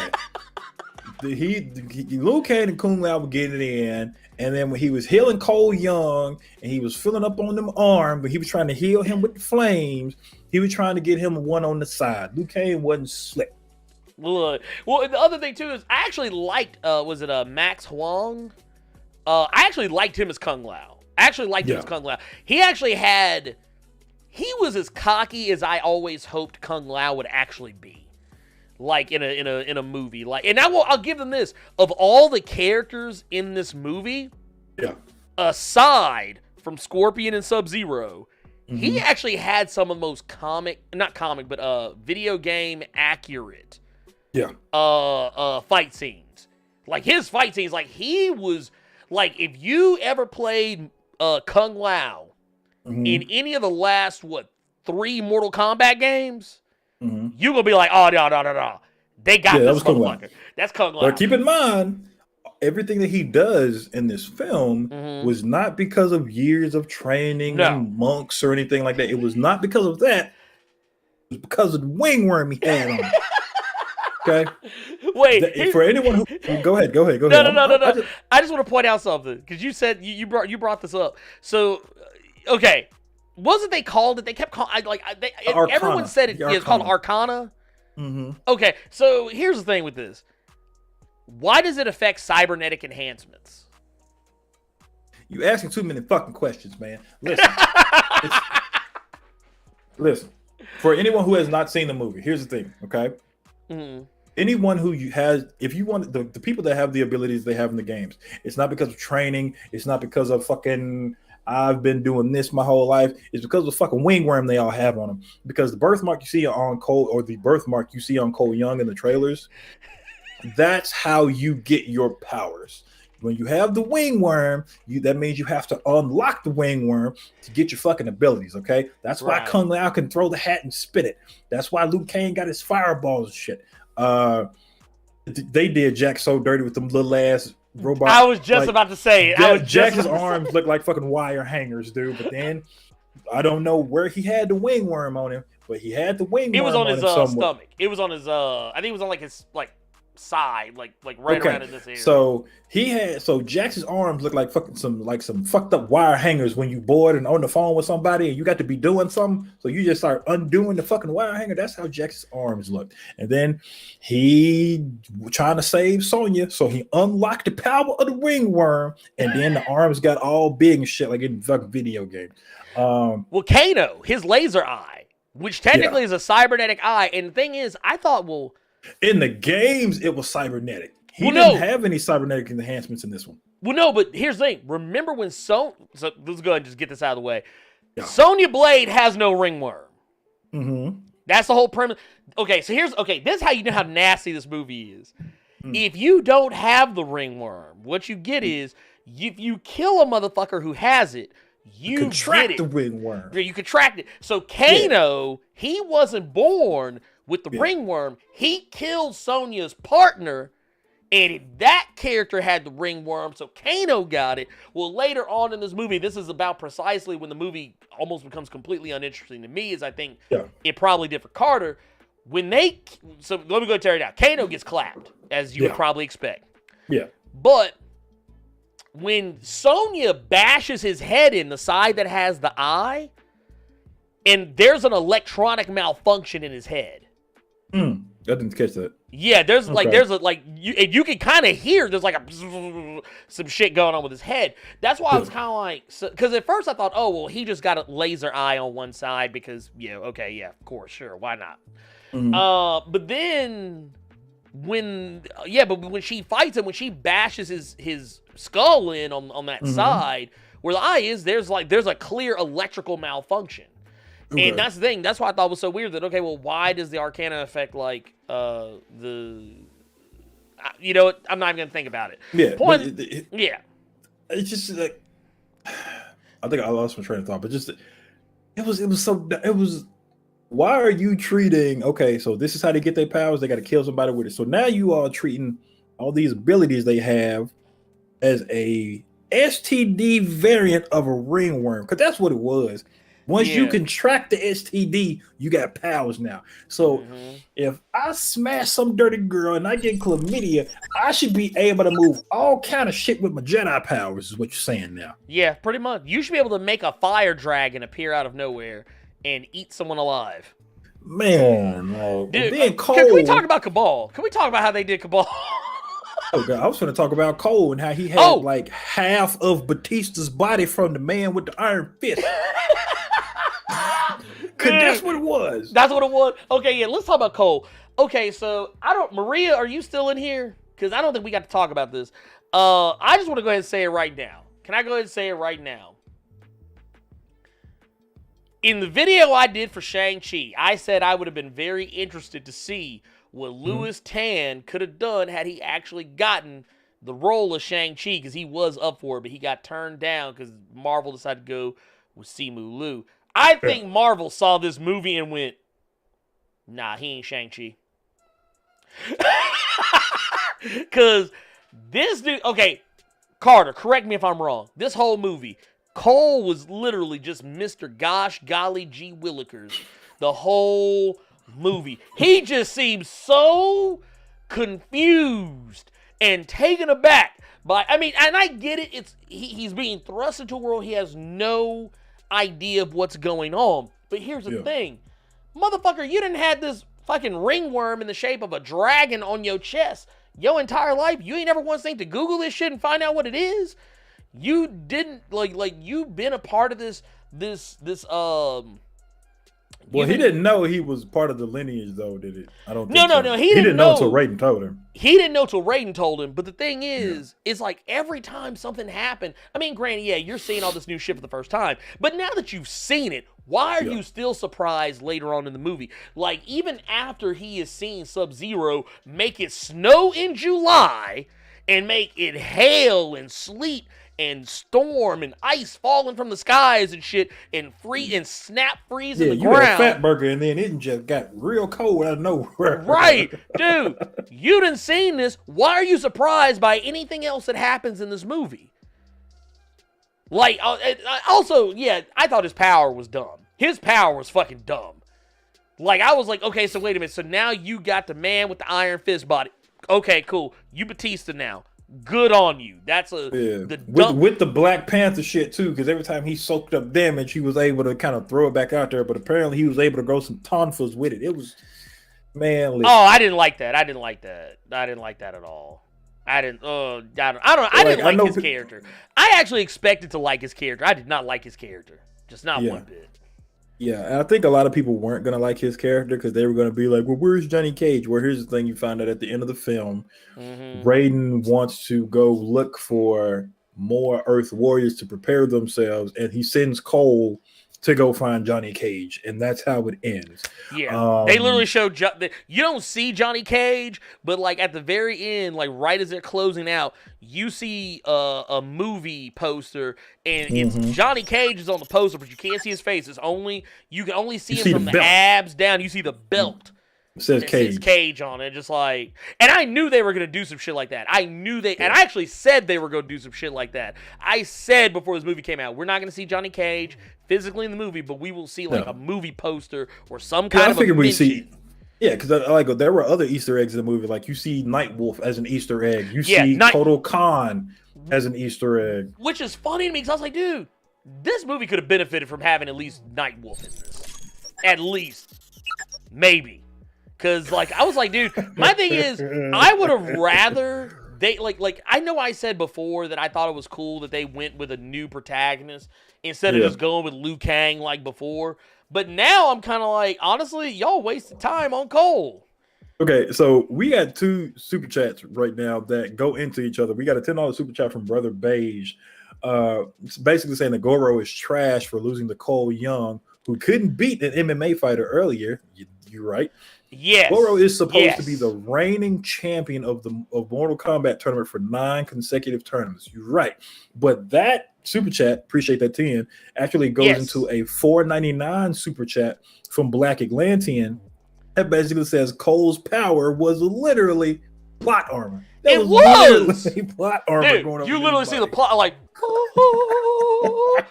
he is protected now from all things. He is protected. Dude, you know what? Okay, y'all motherfuckers always be talking about plot armor. That's what plot armor looks like. Ugly.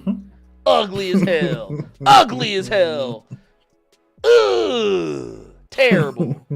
Terrible, I tells you. Terrible. Here, let's get into some more super chats. We still got some more up here. We ain't talking about. I just saw the one from Chase Danger. Oh, Lord. We going to get to it here. Jason Davidson with the $5 super chat says, I'm still dying from y'all mimicking the Wakandan drums last week, talking about White Wolf in the door. Smiling all week. Thank you. I'm about to die.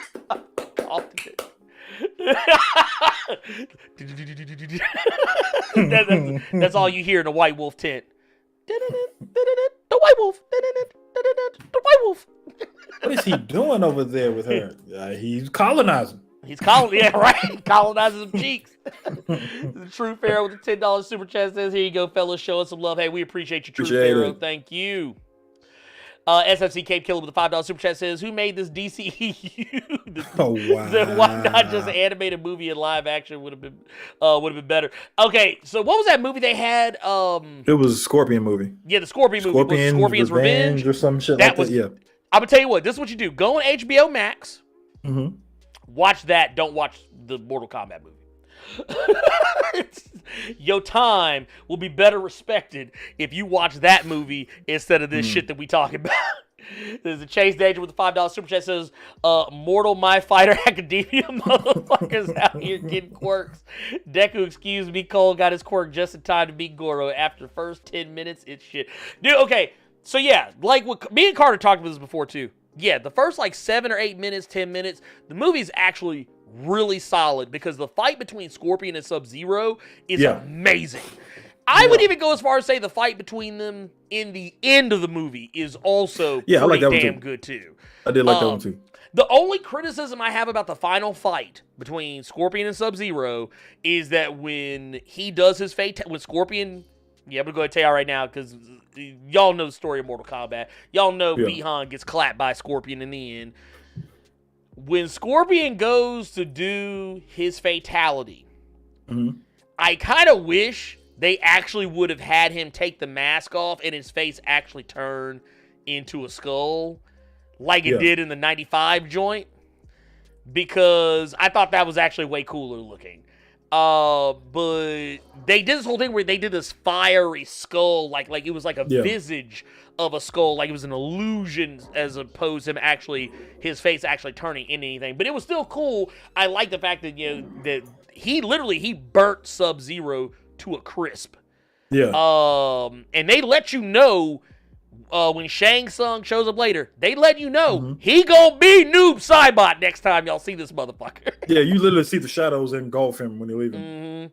You literally see it. And basically Shang Tsung lets you know that all the characters that got killed, he's gonna bring back. And if he don't bring them back, he's gonna get more. He's gonna get more people. He lets you know that right off rip. I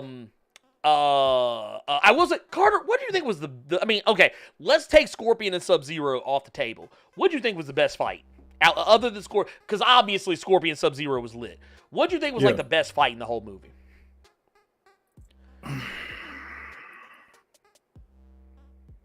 I honestly don't. I didn't like Plot Armor, but Plot Armor versus Goro. No, that was some fuck shit there, dude. That was garbage. First off, why did they send the champion to Earth to fight regular like you know how we talk about Regular Man and Falcon and Winter Soldier? Cole was Regular Man. I mean, I think my favorite fight was honestly it was the beginning fight with Scorpion and Sub-Zero in that village, and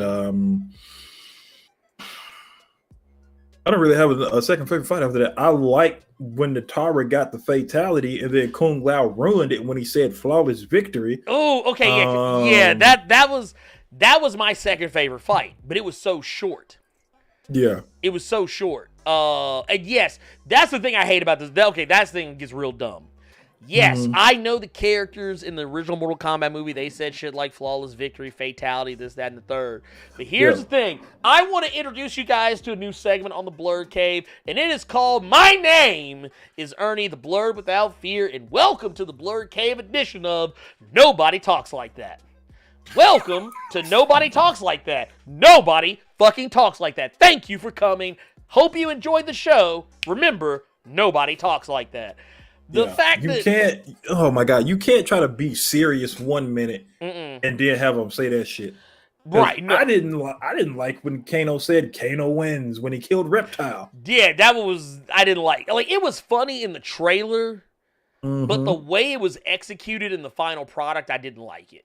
And then that's the shit you could have kept in the trailer and then took it out the movie. Yeah, or what was it? Shang Tsung. There's a part where Shang Tsung says, like when he says finish them, like the trailer he says finish them, but like in this when he says it, it makes less sense because a fight hasn't even started. Yeah, but basically he's telling his warriors, Melina and not Reiko and whoever else, Cabal, whatever, to go ahead and kill Liu Kang and the others. Yeah.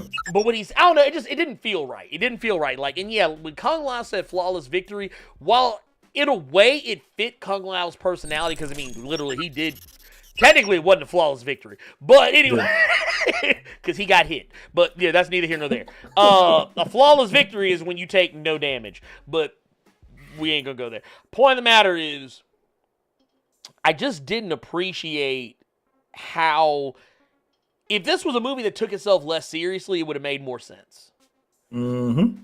But this movie took itself very fucking seriously.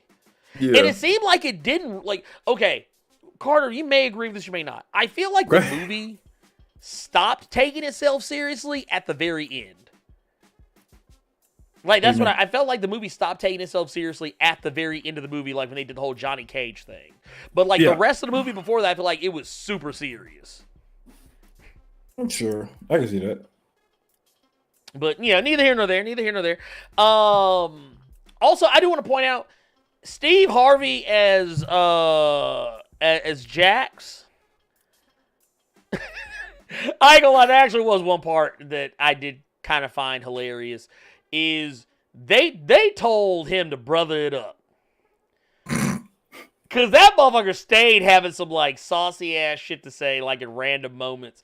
But I did appreciate when he clapped Not Reiko's head off. Yeah, this should have worked. Yeah, he was like, yeah, this should have worked. I was like, all right. Yeah, that was his best line. That was the best line Steve Harvey had in the whole movie. Okay, I'll take it back. When they had him on that heavy bag with the hanger arms, though. Damn! I was crying. That looks so. I was crying. Like that was so ugly. By the way, I do want to point out too. I actually did like one other actor in this movie, even though technically, their character was inept. I actually did like Tadanobu Asano as Raiden. I actually did like him as Raiden. I thought that he carried himself as Raiden the way I would expect Raiden to carry himself. Like he wasn't Christopher Lambert Raiden, who was always cracking jokes. Yeah. Like this was serious Raiden. He was like that. This motherfucker telling you to get the fuck out. Mm-hmm. Oh, you ain't got no powers? Get the fuck out. I was like, that was funny. I was like, oh shit, he told that motherfucker to kick rocks. But he was so yeah. Aside from Kano, actually, I'll take it back. I actually like Shang Tsung. I thought he was decent. I thought Shin Han did a decent job as Shang Tsung. But it was. Can we just? I just think it's funny. Other than Josh Lawson, it was really the other Japanese and Chinese character actors that were doing good work. Yeah. Everybody else was garbage.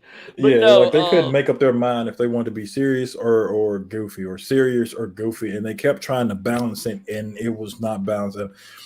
Man, dude, it was wild. I liked Kano. Kano was great. That motherfucker, dude. I love the fact that egg roll scene about killed me though. Yeah, that was funny. I liked it when he went to Lee after they fought Reptile, and he was like, wait, you know where Raiden's temple is? Yeah, you have something to write with, I'll tell you. Eat shit. And I just... I ain't gonna lie. He was kind of slick problematic because he was fucking with Kung Lao. He said, I'll shove that sombrero up your ass. I was like, you know... we called that boy Kung Pao. Dude, bro. Oh, God. But I'm not gonna lie. That was the one time I liked Liu Kang in the whole movie. Because he said, you're like a kitten. You're like an aggressive bunny. You're cute and you're fluffy, but useless. He said, you should be on your knees thanking this man. It was like the one time he said anything I thought was like half-ass funny. But nah, neither here nor there. Yeah, Kano. Look, can we get Kano back? Can we just get the Kano movie?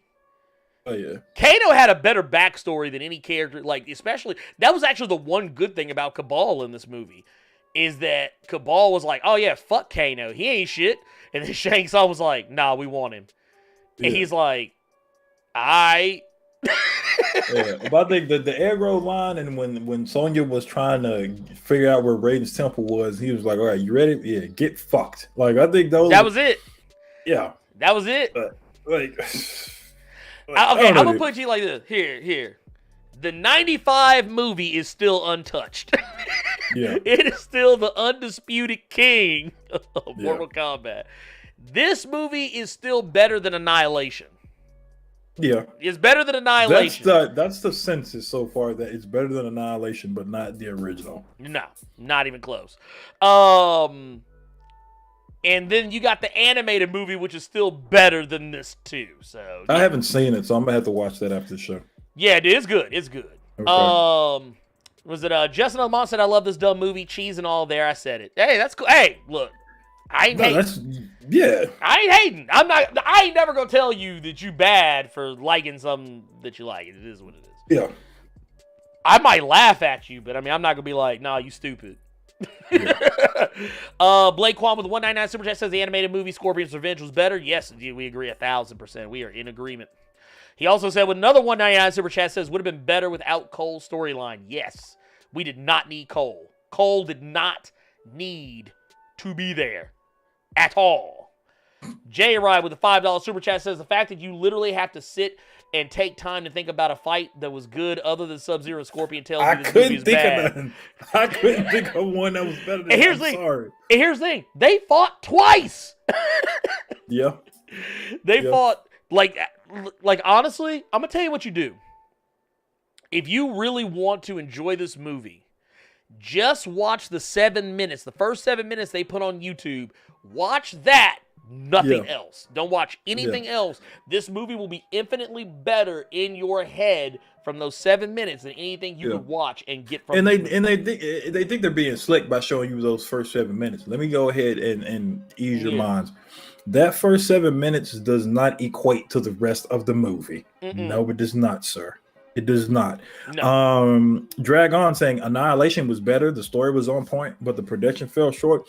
You going in the fucking hole for that dumbass response, because the fact that they killed Johnny Cage in the first 3 minutes of Annihilation makes that movie hot ass. Wait a minute. So, here's the thing. Say what you will about the acting in this movie. There is not one line in this movie that is read with the same ridiculousness as you will die.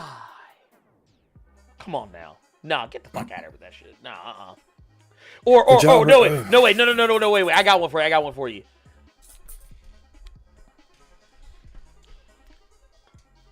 That's my animality.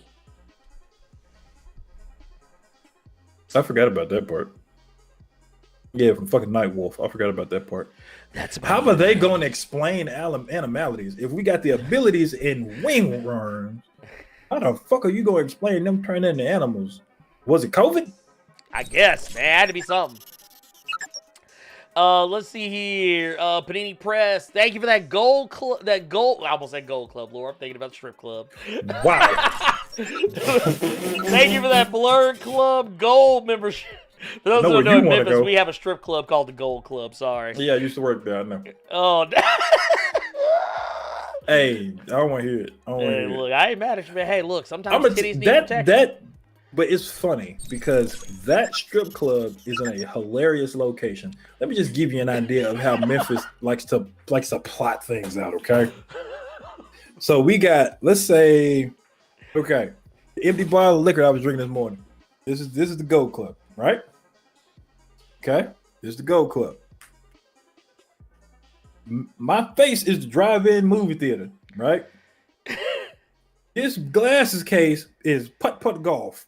You have the strip club, the movie theater that was across the street, and kids mini golf that was right down the street from that. So, and there's a porn Memphis shop. Funny as fuck. Oh no, and here's the other fucked up part. I don't know if they still have it or not, but the Gold Club used to have a porno shop right next door to it. It was right on the side. But here's the other fun fact. A lot of people don't know this. There's another porn shop right by Putt Putt. Is it? Yep, not that far from it. It's a little further down, but it ain't that far. Okay. It's wild. It's wild. Like Memphis be out here with the kids. Yeah.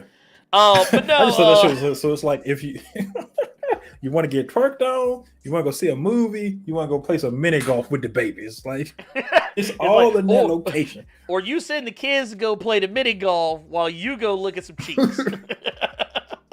Yeah. Y'all just go on down there. Here's $20. Yeah, y'all go there. Me and your mama finna go watch a movie. Oh, you don't want to give me no ass? Let me go across the street real quick. Let me go and hit this porn shop real quick. Yeah, because I think they had a peep show. They used to have like a peep show thing, and I think you could like look at the like. I never actually like got to witness this for myself, but like I'm under the impression you could like do peep shows for the girls that worked in Gold Club because it's like they were interconnected somehow. I don't remember exactly. Yeah. I just remember there was a Poncho's right behind the strip club, which is the there's Mexican foods and cheese balls. Oh my god, dude! Oh, you want to hear some funny shit? Guess what? You can get your anime and your titties in the same place now because Animax moved to behind the Gold Club.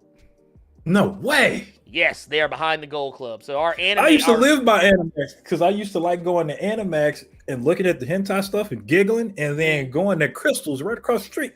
Oh, dude, crystals. Oh, I got some crystals last night, y'all. Just one. Fuck you, man. I got them tiny hamburgers in me. It was good. It was good. I got to go to the grocery store and get them frozen ass White Castle burgers that's overpriced. It's just a bitch. The nasty frozen hamburgers. Ugh, man.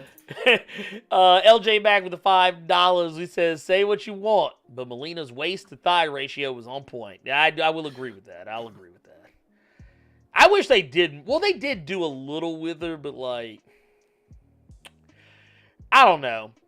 I felt like she got kind of done dirty too. So she did. She got done hella dirty. Yes, she did. I mean, I'm just saying. Jarrell Buzz with $2 super chat says, just stopping by to say what's up. Hey, we appreciate you, Jarrell. Thank you so much. And then we got Ibrahim Robinson with a $5 super chat says, I won't tell you you're stupid for liking something. Savage Dragon, mic drop. I mean, I'll say you're weird. I can't stop thinking about Animax now. That's funny to me. If you want to live out your anime fantasies, or if you want a Keyblade and you want to go take that Keyblade you just bought to the strip club, go right there. Like, that's crazy. I can buy a Goku gi and get twerked on in the same area. You can.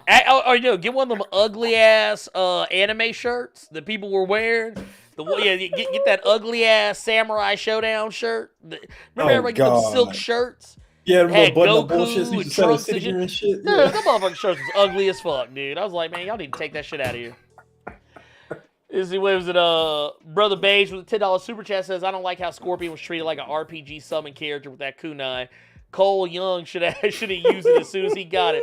Plus, why did Ray wait so long to give it to him? That man say a Scorpion was basically Bahamut. He really was. Because, dude, literally, Sub-Zero was beating that candy ass. He was beating Pop-Tarts out this motherfucker. And basically, this dude literally just went and summoned Knights of the Round and said, here you go, man. Handle that. Save me, Ifrit. Oh, God. Oh, God, Lord Jesus.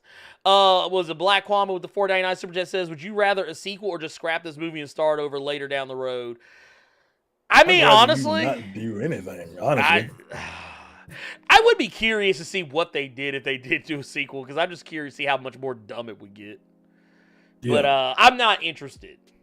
Oh, no, they've tried this in other forms of media, and it hasn't worked. They've only done one animated movie. They've tried it in comics, and they stopped the comics, and then they tried this live-action movie. They did the live-action TV show, too. Yeah, they did. You see how long ago that shit was. But maybe they should just leave that shit to the professionals at NetherRealm Studios and just leave it relegated to video games. Just play video games. I'm just saying. Just play the video game. You'll have a much better time. Wait, was it Ashton Fenderson say with a $4.99 super chat says, can we talk about how trash Cole's fit was? Lord. It was an unzipped hoodie to show his abs and them same dicky khakis. Mm-hmm. Wait a minute. Yeah, you also had Mortal. There was also the web series too. Web series was okay. You talking about Legacy? Yeah, the web series. Oh God, I forgot about that shit. It was parts of it were good. I didn't like all of it though. Because they tried to like infuse realism. Yeah, that should have been left as the fan-made preview trailer thing and not turn into a fucking series. It should have been left like it was. Yeah, no, I wasn't a fan. Just know the monster said we didn't even see the actual damn Mortal Kombat. No, excuse my language. Y'all just saw a bunch of niggas fighting. Yeah, y'all really did. Y'all saw a World Star fight. Look, Y'all saw a World Star fight with special effects. Yes, there was a cartoon series. It was not. It was on USA. Yeah, it used to come on after Street Fighter. Yep. Because they had They had Street Fighter, and then they had Mortal Kombat and Savage Dragon, and yeah. What was the one? They were like, was it VR Troopers? Which one? They were like in mech suits, some shit like that. I remember that one used to come on before. It was that one, and then it was that old Sonic the Hedgehog cartoon. Oh, then yeah. Waiting for the Snyder cut of MK. Man, don't do it. Don't do it to yourself. Don't do that. But I'm still tripping on this making solo Goro, but couldn't beat Sub-Zero. Lord. And hell, he didn't even really solo Goro. His wife had to come help him. This man's wife had to come and save him. Lord. Yeah, wasn't it with the pistol assist? Well, no, she came with the axe. Remember, she had that axe and she swung it at that motherfucker's side. Didn't think to cut off one of his arms, but no, she swung it at his side. I don't know, man. Oh my god! I think we spent way too much time talking on this movie. We should have spent this time talking on Falcon and the Winter Soldier more. Hell, right? Look, we should have spent this time talking about Invincible. Speaking of Invincible, what's going on, pimp? How'd you like this latest episode? Love my transitions. Yeah, that was smooth. I was not expecting that. So I was telling people that this was a pretty okay episode. It wasn't like, oh my god, oh shit. It wasn't that. They are changing a lot of stuff. Yes.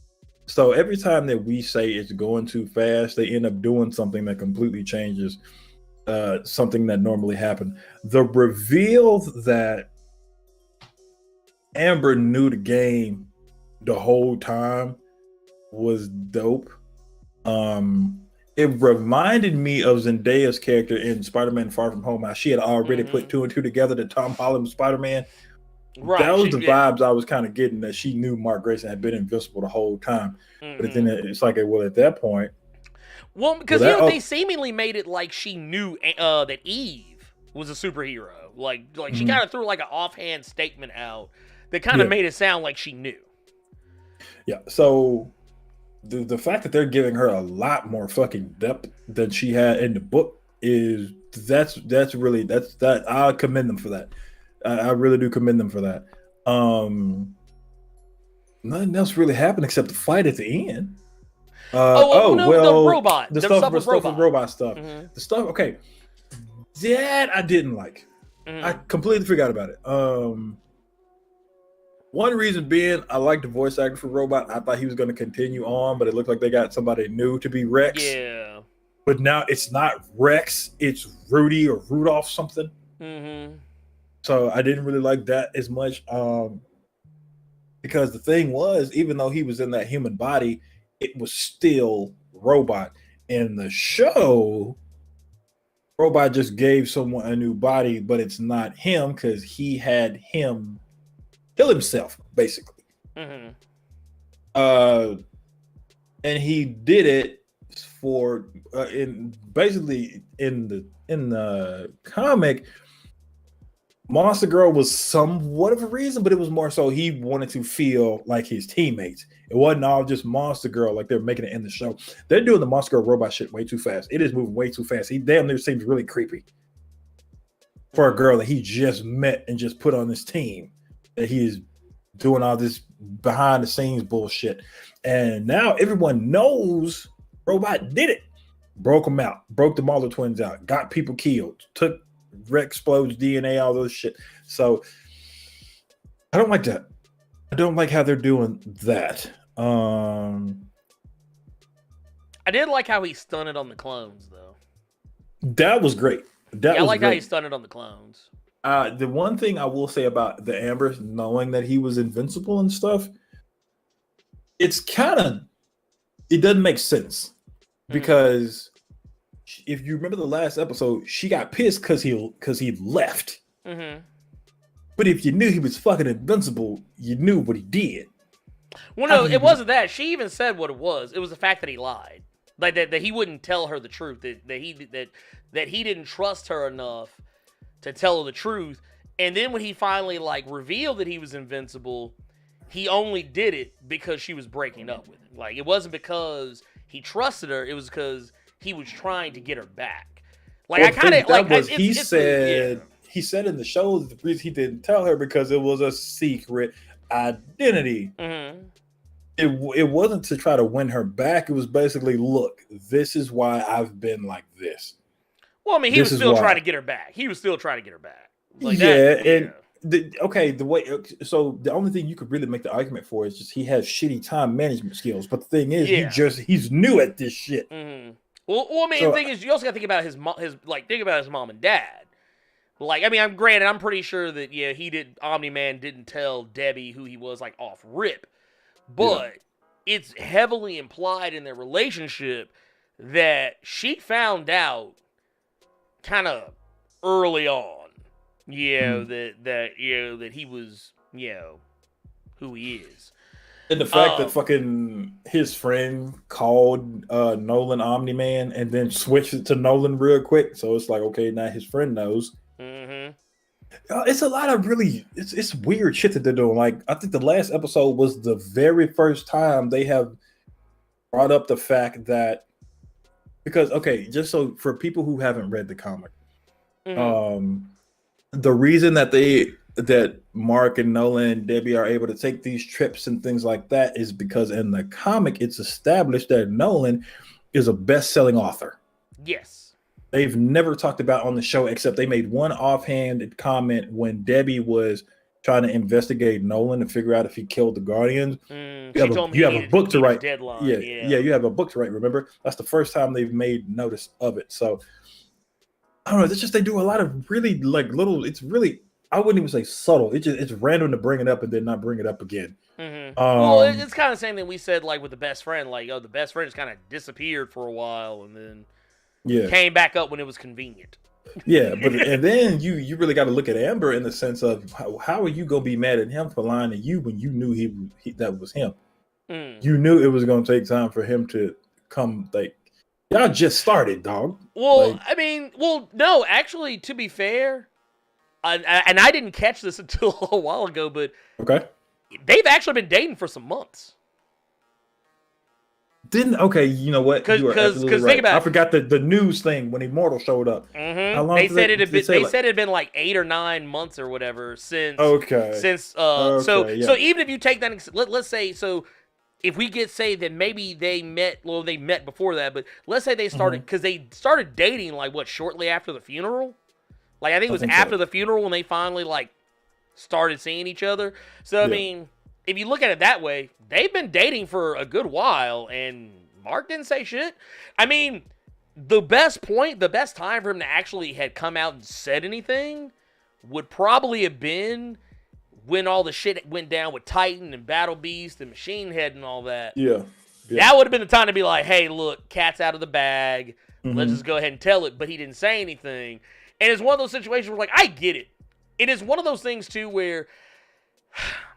The writing of this, while it doesn't bother me personally, but the reactions that people have to it, it's the same way people reacted in stories like Breaking Bad, where a character is having an otherwise reasonable reaction. But we're so bought into the protagonist that we completely dismiss the other characters' concerns or why they feel the way they feel. It's kind of like, if anyone's ever seen Breaking Bad, I remember people used to talk so much shit about Skyler.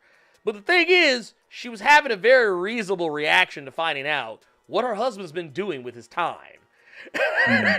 She was like, oh, you've been becoming a whole-ass drug kingpin. Cool. I guess I'm just going to be completely 100% in for a penny, in for a pound on this shit, despite the fact that I don't agree with what you're doing, And our fucking brother-in-law is a whole ass DEA agent who comes over all the time. Cool. Let's just keep this going. But no, it was like, it's one of those things. I feel like Amber had a reasonable reaction. Honestly, at any point, Mark could have came up and been like, hey, look, this is what's going on. 5 months is plenty of time to determine whether or not, even if it said 6 months, even if you said 7 months, even if you said 8 months, it's enough time to be like, all right, you know you like this girl. Yeah. You know you care about her. Like, he says it outwardly all the time. I get that, but I'm just like like that she knew. Mm-hmm. But the thing is, for you to be in, I know, but for you to be in tears in the last episode because he left you, but you literally, if you knew he didn't leave you, he was literally right there in front of your ass, saving his friend and trying to save people. So how are you crying because you didn't know where the fuck he went and you think he just left you to die like that? So that part kind of doesn't make any sense. Well, that part's kind of sloppy writing. But I get that part. But it's just one of those things I'm just kind of like, I get why she feels the way she feels. And I mean, all this is in service of is to move him to where he is supposed to be. This is all to move him in the direction of who he's actually with in the comics if they decide to go that route. Because they're doing a lot of changes. Also, dude, did you catch that little handhold moment? With Rex Robot? and Monster Girl? Yeah, I did. All right. But they brought up the fact that the reason Robot took that form was because Monster Girl liked Rex. And then just stopped talking about it. Yeah, well, it's like they talked about it, but like it wasn't like Robot talking about it. It was actual Rex responding to it. Which, I mean, I felt was more appropriate. I felt that he should have had a response to that because the whole idea with Monster Girl is that she's actually not as young as she actually looks. Yeah, I think she said 20. I think they said when she had the beard, she was 25. Yeah, she was like 25 or something like that. And like every time she uses her powers, she gets younger. And it's like, oh my God. Like, I was like, this is actually like, okay, here's what I think this show would have benefited from. You know, a lot of times I'm always for shorter seasons of television content because I feel like you could tell a tighter story. It's better to tell a tighter story and leave people wanting more than to give away too much and just over-explain. This one, I kind of wish, instead of doing 8 episodes, because we now know that next week is the next week's episode is going to be the last episode, or rather, this coming week's episode is going to be the last episode. I kind of wish maybe they would have went for, like, maybe had given it 10 episodes. Maybe 2 extra episodes would have helped this out. Or maybe an extra, or maybe go like 12 episodes instead of 8. Maybe having those extra 4 episodes would have padded this out to the point where we could have gotten a little more time with each of the characters, and maybe gotten a little better understanding of their motivations. Maybe a more clear representation of how much time has passed, because basically the way they make it seem is like a month passes every episode. It's damn near how they make it seem. Like the passage of time is never 100% clear until someone says, oh yeah, it's been so-and-so since blah, blah, blah. But yeah, I don't know. I like the show for what it is, but I definitely will tell people, if you are even as half-ass interested in the show as anything else, I would say read the comic. The comic is, I would say, infinitely better. Just for me. I don't know about anybody else. Carter, what do you think? Oh no, I really don't have another opinion on that. I think you basically just hit the nail on the head. I think we're gonna agree to disagree on the Amber stuff, but I mean,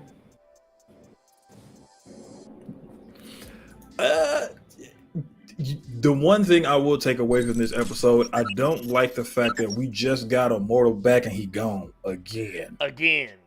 He got. I was expecting him to put up more of a fight. I was Well, expecting he more was of a fight. beating shit out of Nolan. I mean, he was whooping was. Nolan ass, man.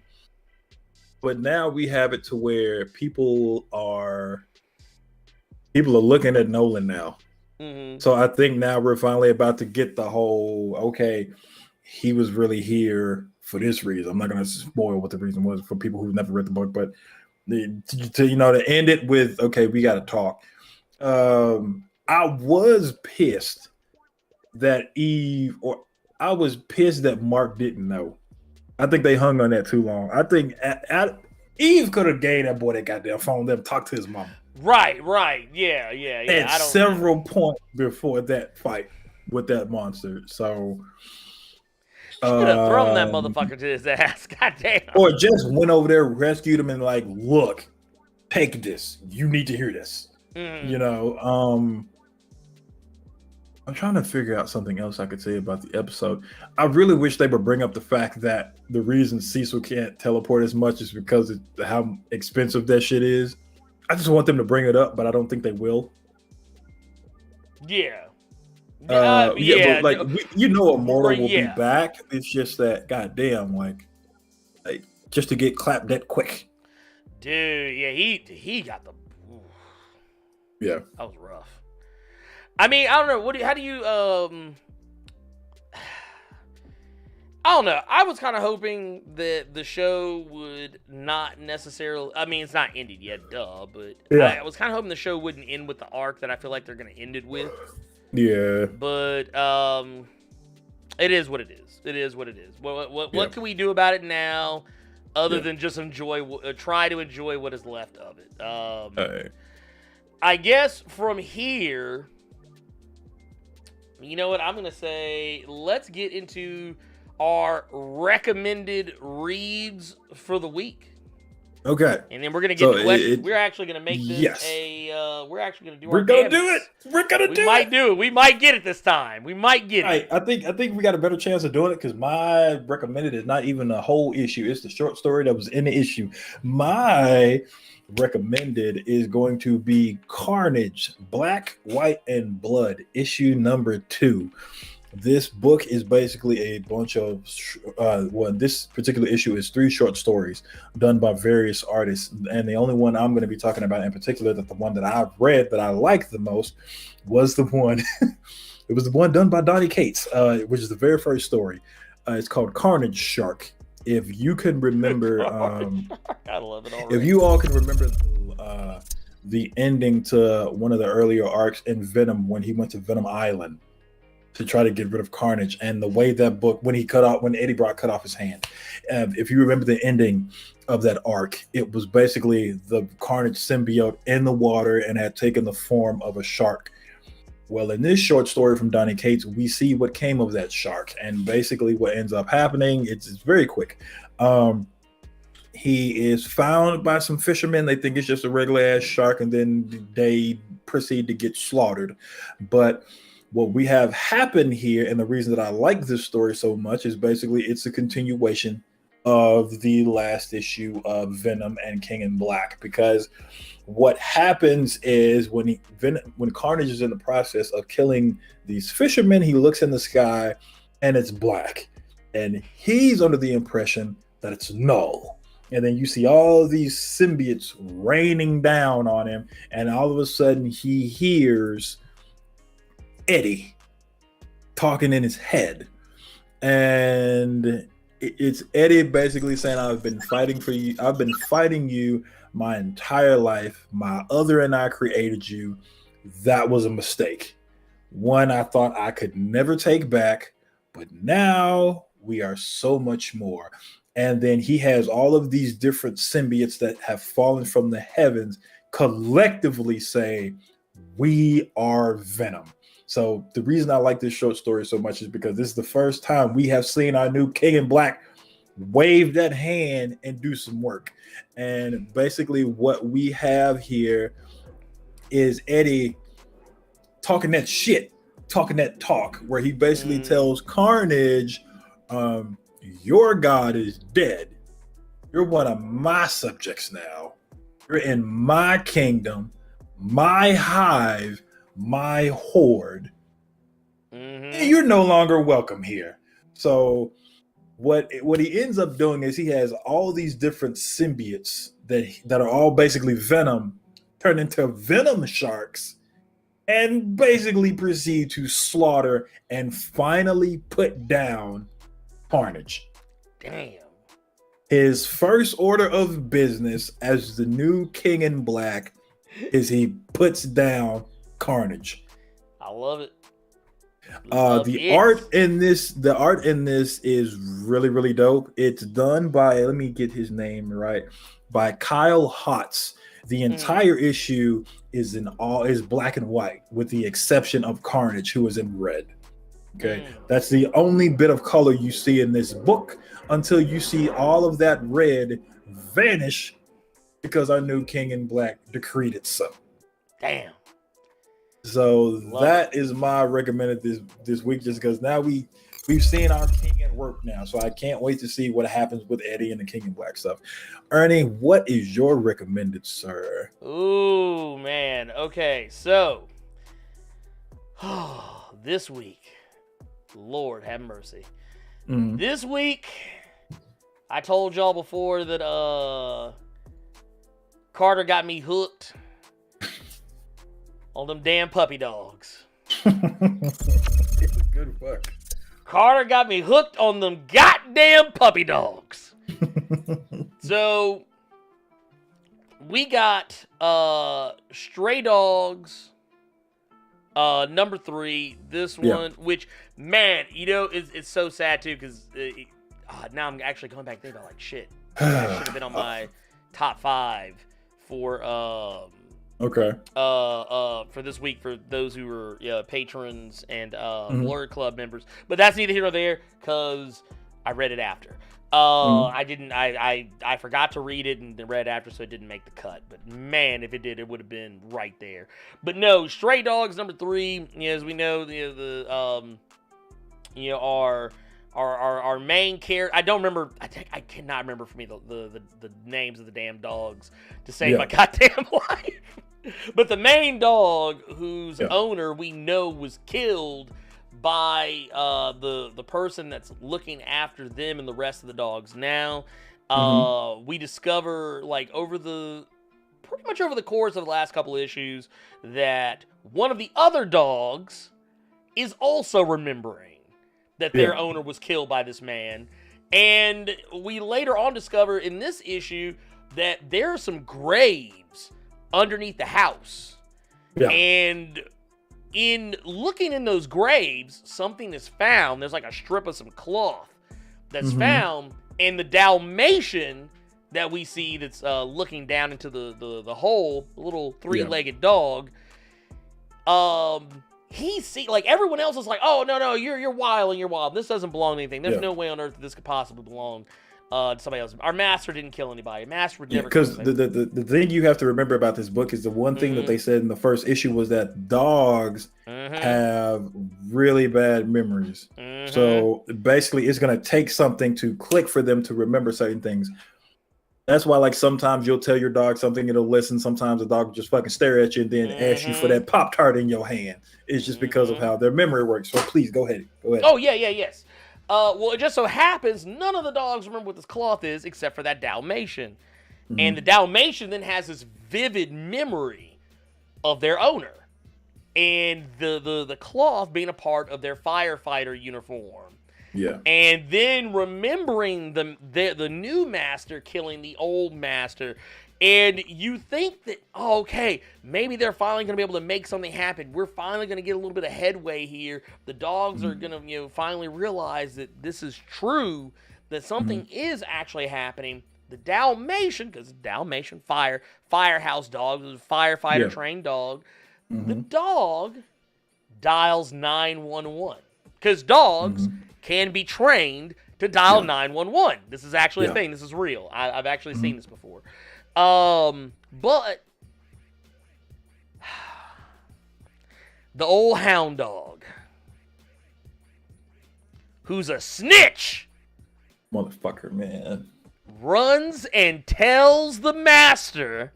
He doesn't really tell him anything. He's his fucking dog. But basically, before that though, Yeah. Before that, though, the Dalmatian goes to call 911, and the other dogs is telling him, like, what the fuck are we going to do? Humans can't understand us. And what the Dalmatian basically says is they don't need to. They're going to hear that. They have to show up. If they show up, maybe in some various random ass way, they could check under the house and see bodies. Right. Okay. That's what this is what the dogs are hoping for. Well, the old hound dog, bitch ass, old dirty ass motherfucking hound dog, he runs and gets the master's attention. And basically, because the master, once again, is a dog, he can't talk, not to humans. He basically entices the master to come downstairs to see what's going on. The master sees that the Dalmatian has dialed 911. He answers the phone and basically shoos the police off the phone. And dude, I'm not gonna lie, man. This shit actually choked me up. I'm actually getting mad. Like, I'm getting emotional. I'm getting pissed right now. Like, oh man, I'm actually mad at the motherfucker because he takes because we've actually seen the master punish another dog. Like, yeah, because at first I thought he was gonna do to the Dalmatian what he did to the German Shepherd. Basically, put him in the hole for a little bit. Yeah, put him in the hole for a little bit because but then you saw him go behind. Yeah. Because there's this little shed where he put the German Shepherd. He went behind that shit. And then you don't see it happen, but you know he done put that dog down. You hear the dogs hear a loud bang and a flash of light from behind the shack, and that's dude. I was like, bruh, y'all need to be reading Stray Dogs, y'all. That's all I'm saying, man. Stray Dogs is lit. Bitch ass blood, man. Bitch ass hound, man. Dude, I don't know what it is about this story, but like, I think what was it? Scott Snyder actually said it best. He says basically if you were watching a Disney cartoon, but the story was written by Alfred Hitchcock. Because I was like, dude, that's why I keep telling people, the book looks like some Disney shit. Yeah. This looks like some Disney shit. This looks like some all dogs go to heaven bullshit right here. This is some Don Bluth going on right here.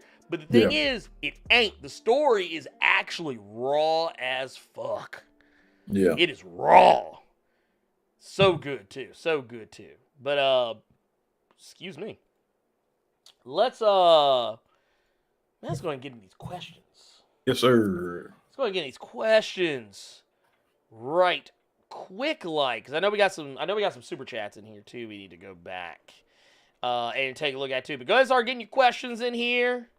K5, Dead or Alive, coming with the $5 super chat, says, I love how Cecil brought up that they might have to fight Omni-Man, then cut transmission. I was rolling. Dude, here's the thing. I actually like Cecil in this episode, because Cecil got to stunt a little bit on Omni-Man. I do want to know how much money they spent. See, and I don't think they're going to make that a plot point. And I would love for them to do that. Like, that's like good $8 million he spent just to troll Omni-Man right there. And dude, but the thing is, and that's the other thing I think that a lot of people, if you don't read the comic, you won't know this dude. Cecil is a badass. Yes. Dude, Cecil, it's real easy to watch this cartoon. He's conniving. Yeah, I mean that's how he is in the book too. Though he's Nick Fury turned up to 11 damn near. Yeah.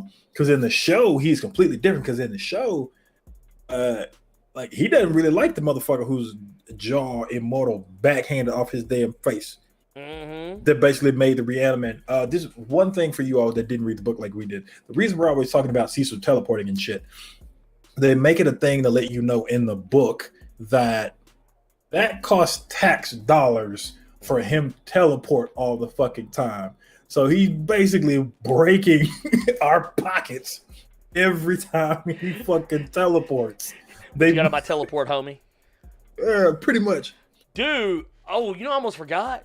Dude, I forgot how bad Omni-Man broke off old girl. The soldier. There was the one of the soldiers that was watching over the house. Oh, the one he knocked outside the house while her body was contorted. Ooh, Dude, yeah, like her legs were like her feet were facing one way, her head was like her whole upper torso was facing the opposite direction. Dude, I was like, oh man, bro. Also, I thought he was about to clap Mark's best friend, man. I was like, Lord, don't do it. Boy, that big ass handprint. I felt, you know what? That big ass handprint on his car roof. It made me feel bad for Debbie, because what if Nolan is really like? What if Nolan had that Henny in him one night? Just putting that work in. Look, he forced her head down the pillows, but he accidentally forced it through the bed frame. Lord. Danger. Oh my God. Oh, Lord Jesus. No, just below with the $4.99 super chat says the kaiju's teeth reminds me of the Ragnar's. Plus Cecil said take her off the ice. Hope that's where they come from. Ragnar's be eating Viltrumites. Yes, in the comics, there's these monsters, these aliens that basically, their teeth can literally hurt Viltrumites. They literally eat them. They're like natural predators of Viltrumites, and I do hope that's where they're going with it. Because really, the Viltrumites don't have that many weaknesses. There's only a handful of things that can really hurt them. That being one of them. I hope that's the way they're going. I'm right there with you. Let's see here. Tubes one with the $2 super chat says one of the dogs ditched to go snitch. This bitch. Dude, and it was the hound. Why the hell? Bro, so hot. Snitching. Because I let think it be the Chihuahua. Now, just refresh my memory. The hound has been the one that when they've all been talking about this shit, the hound's been the one that's just been dead quiet. Am I wrong, or was that a different dog? No. The only thing he's quiet, but the thing is, he's the one that always says, because supposedly he's been there the longest. Yeah. He's the one that's always, he's basically the one that's dismissing everything everyone says. Like, anytime someone brings something up, he's like, nope, Yeah. Basically, he's Steven from Django. Like, he like, no, me and Massa. Them's ain't my peoples. Use my peoples. Oh, man. Sorry, I had to do it. Here, wait a minute. I saw something in here that looked like it was directed at moi. Okay. At moi. But now I can't find it anymore. Here it is. Jason Davis says, Blerd without fear. As a man of the cloth, I love the questions / dilemmas presented in way of X. Having dipped from comics for a while, I don't know Legion. Why are you critical of his character? He's a hater. Okay, all right. So here's the thing. Here's the thing about Legion. The reason why I'm not crazy about Legion. Okay, so Legion is a character by the name. His Christian name is David Haller. Yeah. He is a son of Charles Xavier. The reason why I've never been overly fond of him is because back in the day, and Carter, correct me if I'm wrong. Okay. Back in the day, he used to be on, like, what was it, X Factor or like the New Mutants or some shit? I think it was X Factor. I just never, initially, I never liked his look. I also was never the biggest X Factor reader either, so that was also another kind of barrier to entry for me. So, like, X Factor was that book that I only read if I had to. Like, there was some crossover story arc, and X Factor was a part of it, and I was like, okay, shit, I gotta read X Factor. Okay, cool, I'll go ahead and read this. But I just never really cared for him as a character back then, and then that just kind of carried on over into the present day. Not to mention, Legion has been responsible, both directly and indirectly, for a lot of fuckery in the X-Men's corner of the Marvel Comics universe. A lot of people may remember what was the I forget what was the storyline book that led up to Age of Apocalypse, but I remember and I may be misremembering this, but I remember Legion accidentally killing Charles, and like he was trying to kill Magneto. and I think he killed Charles instead. And then that's what kicked off Age of Apocalypse. I may be misremembering this because it's been a long time since I've read it. Yeah. But and then there was also Age of X is not exactly his fault. I think that was more Moira. That was Moira McTaggart more than anybody else. But like, I don't know. I just always felt like he was one of those characters that like whenever he shows up, shit's about to get complicated. And I don't know. I just always associate him with weird times in X-Men. And I'm just like, yeah, this is not where I want this to go. But I will say this, it's not even so much that I hate Legion. It's just that no one's ever written a story about him that made me go, huh. I care about this guy now. I care about what happens to him. I care about his well-being. Spoken like a motherfucker who did not read Cy Spurrier's run, but... Hey, did I not say? Did I not say? I know. Did I not say? But here's the thing, though. Reading Way of X, and now I'm going to give it a chance. I'm giving Way of X a chance. I'm going to give Way of X a chance. I'm not saying I'm not. And I am going to go back, and I'm going to try to read... I believe Cy Spurrier wrote, what was it? It was the X-Men Legacy. X-Men Legacy. Okay, X-Men he wrote that one. I read X-Men Legacy before he was writing it. When they relaunched and he was writing it, I read 1 or 2 issues and kind of went on about my business. I think it ran like 12. That's when it was still like a fucking rogue book at that point, wasn't it? Yeah, that's when Magneto was still breaking her off. Yeah. Look, Gambit was getting nothing. Nothing. Actually, no, Gambit was hitting Frenzy for a minute. Because because Cyclops and Frenzy were a thing in Age of X, and then that fell apart because Frenzy remembered, but Cyclops didn't. Yeah. And when she came back, because everything was going on with Rogue and Magneto, Gambit didn't have nobody, Frenzy didn't have nobody, so they started fucking. They're like, well, friends in misery. Oh my god. But it was 24 issues. Okay, it's 24. Okay, I shortchanged it. I shortchanged it. Is Legion Omega level? Yes, he is Omega level. He is listed with the other. I think there was 10 mutants total that were listed. He is one of them. His thing is power manifestation. Like he just manifests powers. Like just it's a thing. It's so he has dissociative identity disorder. He has split personalities. He has several split personalities, and all of those personalities have different mutant abilities. Yep. Each and every one of them. Thank you, Wilbur Robinson. Legion's Quest. Thank you. Okay. That's what it was. Legion Quest. Thank you. Yeah. Yes, Legion Quest was the road to Age of Apocalypse. Yeah, okay. That's what I couldn't remember the name of the story, but that's just what I remember. It's just what I remember. Also, I never liked Legion's hair. I was gonna be honest. That was also the other thing. I thought his hair was just weird. Actually, but you like House Party though, huh?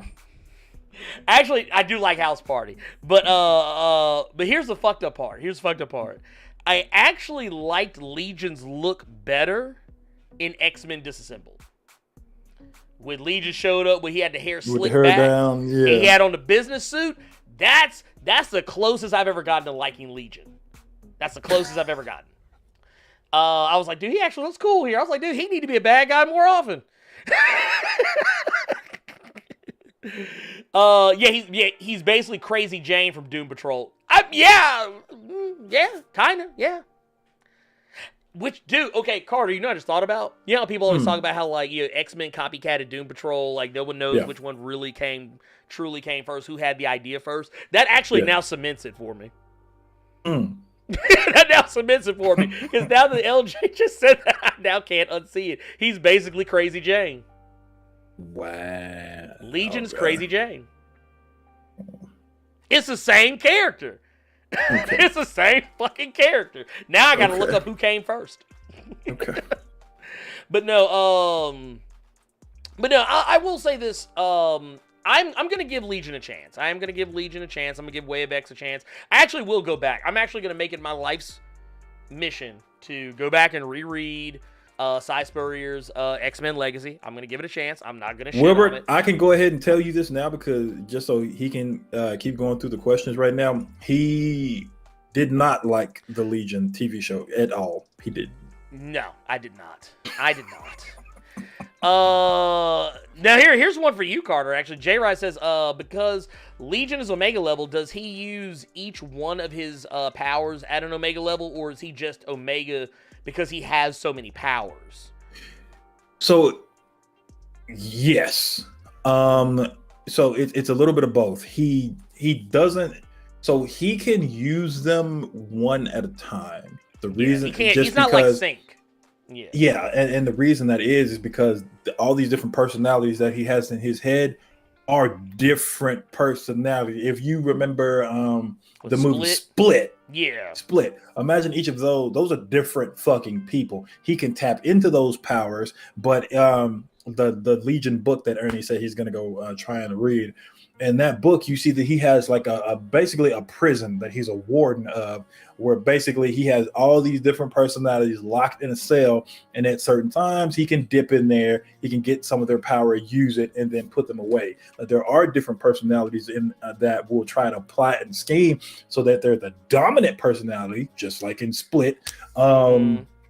So it's like I said, it's a little bit of both. He's Omega level because he has so many, because there isn't a concrete number of how many personalities are in there.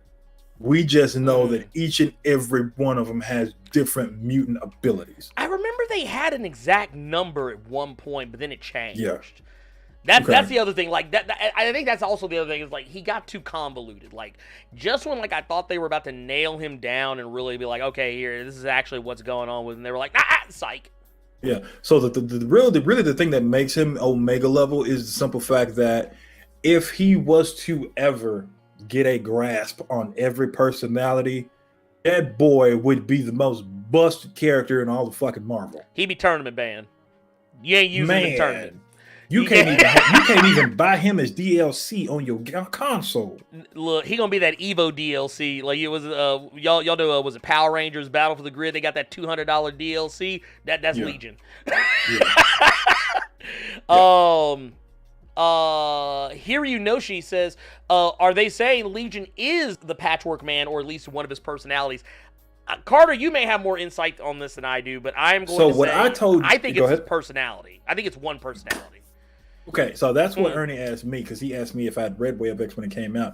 I think it's more so, and this is what I told Ernie. The reason they're calling him the Patchwork Man is just because of all the different personalities are like a patchwork quilt. Mm-hmm. So basically, I think they're just talking about Legion himself. They just don't know who he is. They probably just know that every time they talk to him, it's a different person. With a different ability. So that's why I think they just call him the Patchwork Man. So I think it's all just one person. They're not talking about a particular personality. Right.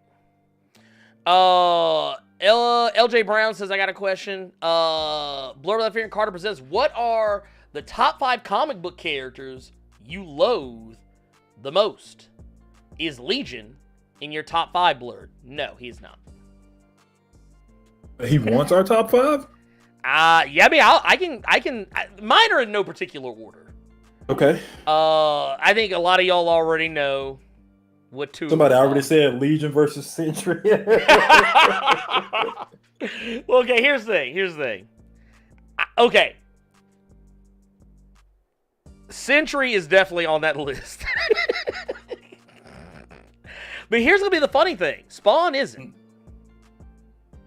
Because actually. My thing with Spawn has more to do with Todd McFarlane than it does the character itself. The running gag, I just lean into my hatred of Spawn because I think it's funny.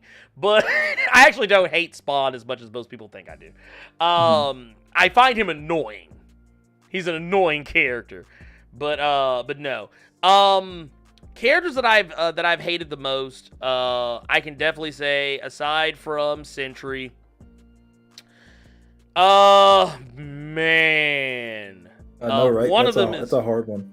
It's a tough one because there's so many characters that I don't like for so many different reasons. But I can definitely say it used to be oh god, what was that motherfucker's name? What was that motherfucker's name? These are gonna be characters most people probably won't even remember. Shit. Oh. Okay, so there's a character in Stormwatch. Weatherman. He had to dig that far back. I had to dig that far back. No, because I didn't like the character, and I'm not talking about when Battalion was Weatherman, because technically Weatherman is a position. Yeah, it's not necessarily so much a person, but the original Weatherman, the white dude, I could not stand him. I could not stand him for so many reasons. I could not stand him. Okay. So that's 2.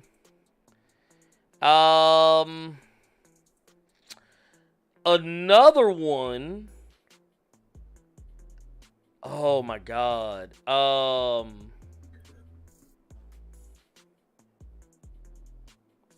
what was that motherfucker's name? Shit. I'm just like all the characters I'm thinking about, like, they're such pissant characters. They're characters that are just, they have no redeeming qualities to me whatsoever. I'm just like, ugh, fuck this motherfucker. So I don't think about them very often.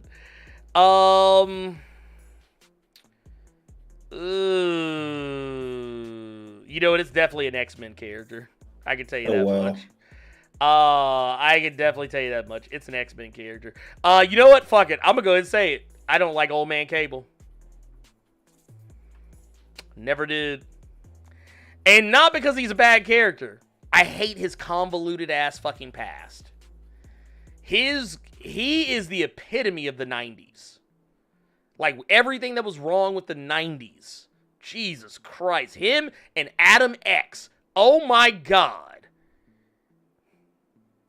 Just both characters. They were everything that was wrong with the 90s. Jesus. Hated it. It's like, I actually went back and read Cable's history just like as a primer for a video. I was like, dude, this is some convoluted ass shit. Very convoluted ass shit. Oddly enough, the other one is a this one's more of a DC centric thing, and that one is gonna be Superman. Because Superman. I think Superman is so uninteresting. Just not an interesting character at all. Like, if anyone ever, like, you said, hey, man, what's your favorite Superman anything, I would just laugh. I would just laugh at you. And then, like, slide into a car and drive off. That's what I would do. But yeah, those are my 5.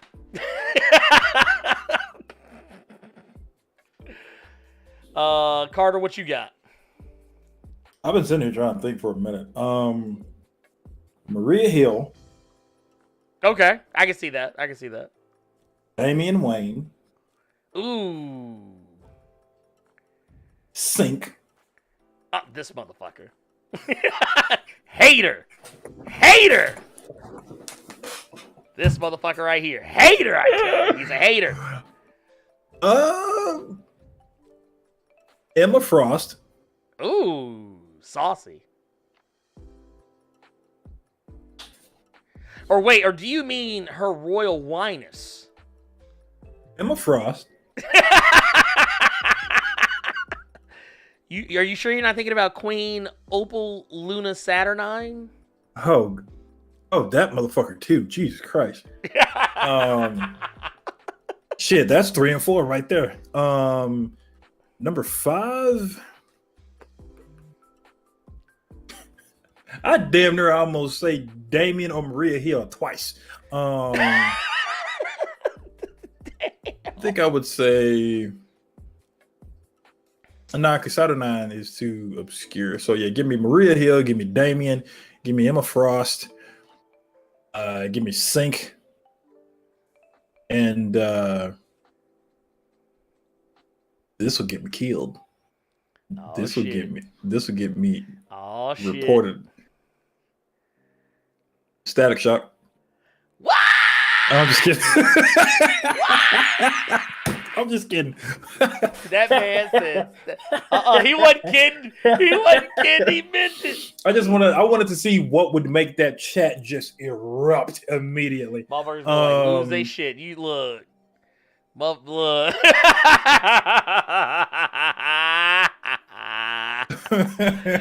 Oh god. See, that's what I was waiting on. That right there. I think the only other character would be.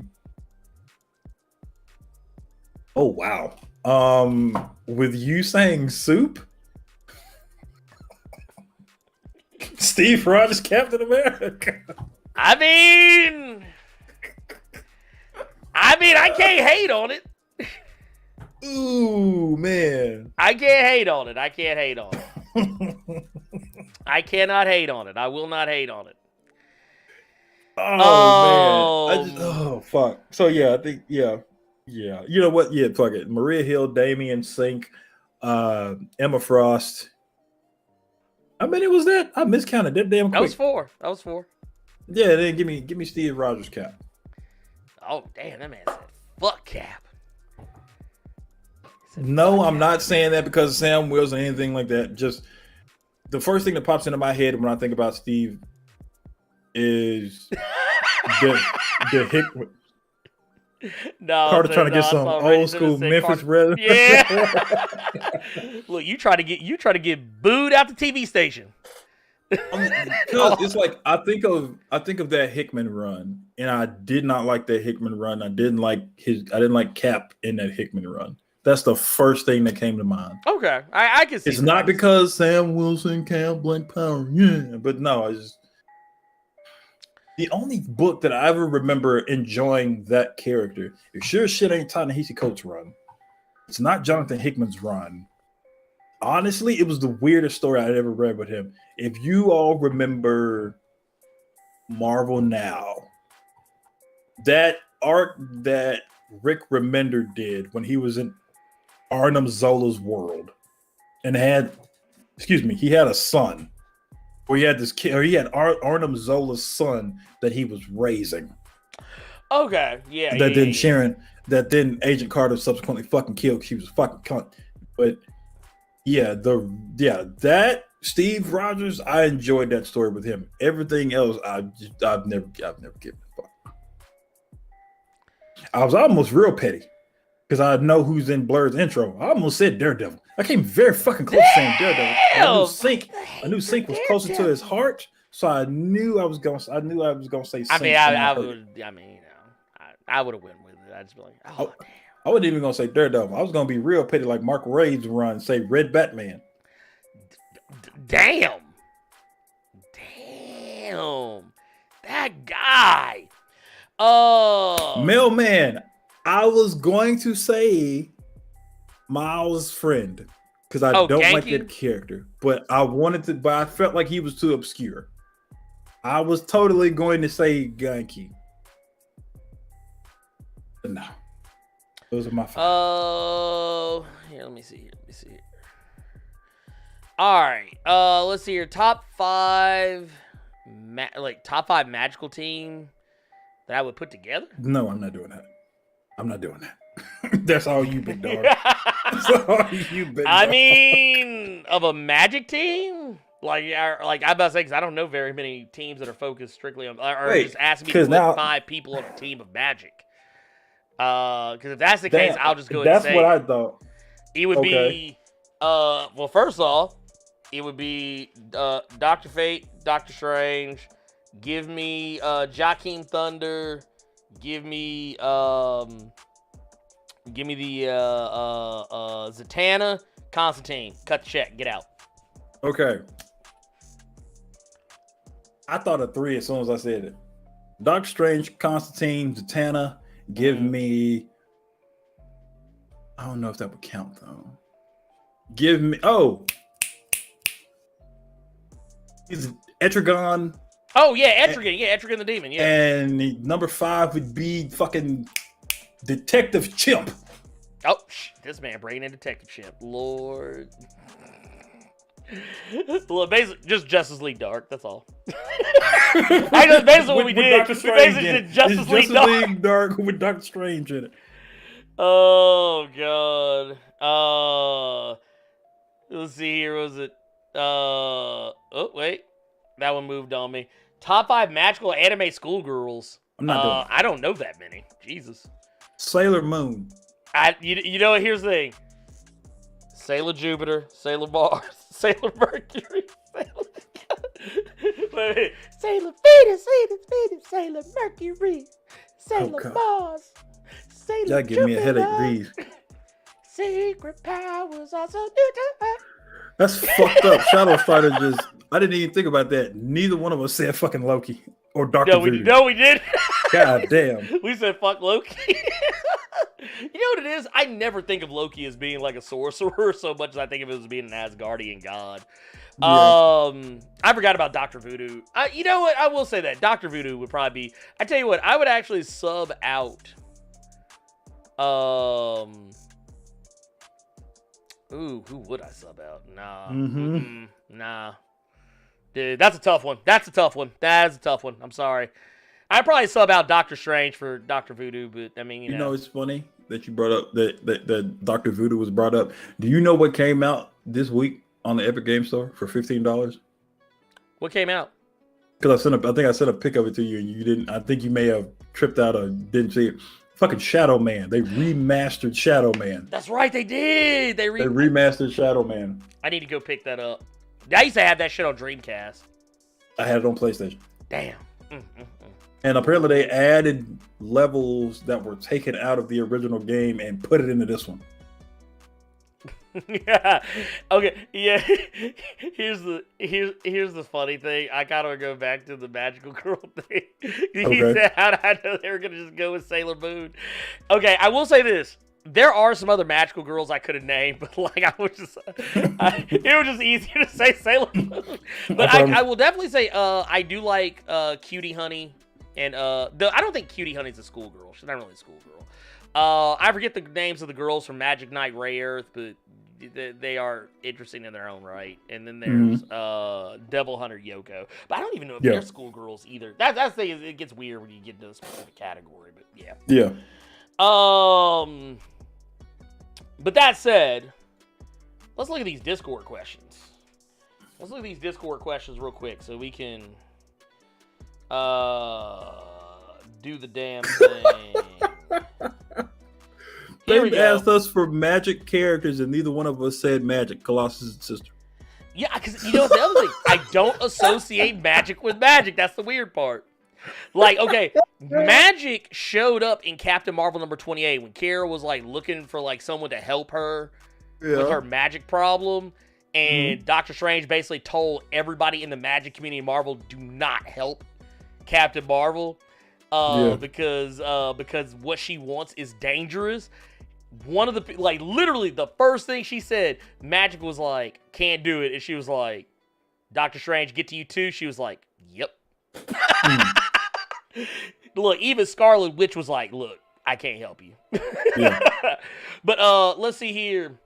Urban Prince of Strong Style says, what's your thoughts on the EDP 445 Predator Pouchers controversy? Okay, here's the thing. I have no clue who EDP 445 is. He's a hardcore like Eagles fan. He's been a fat dude that does these like videos about the Philadelphia Eagles. Oh, I don't give a fuck about the Philadelphia Eagles. That's why I don't. Well, he's a big YouTuber just because he does funny content, but he got ousted by some other YouTubers for trying to. Basically, he's a pedo.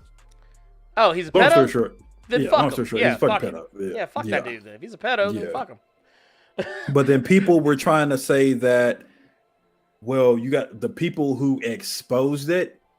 There's a video out there with them now calling someone the N-word.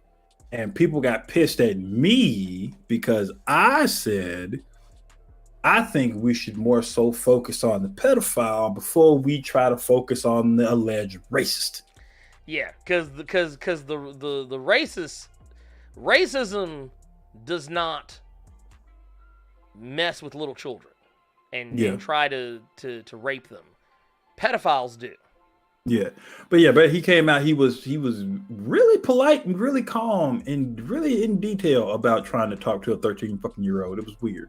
Yeah, nah. Yeah. Venom Absolute. We already talked about Invincible episode 7, so just rewind back a little bit and. Who the fuck is Venom? What the fuck is that? Look, that's Does Absolute have a shadow clone running? Look, for real. Look, are you nega Absolute Venom? Is this like some Scott Pilgrim shit? This motherfucker got somebody from another realm. Dude, look, like, you know what it is? Bizarro World. Oh God.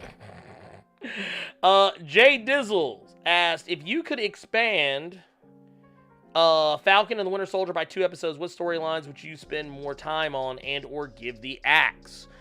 Well, I know what Carter's is going to be.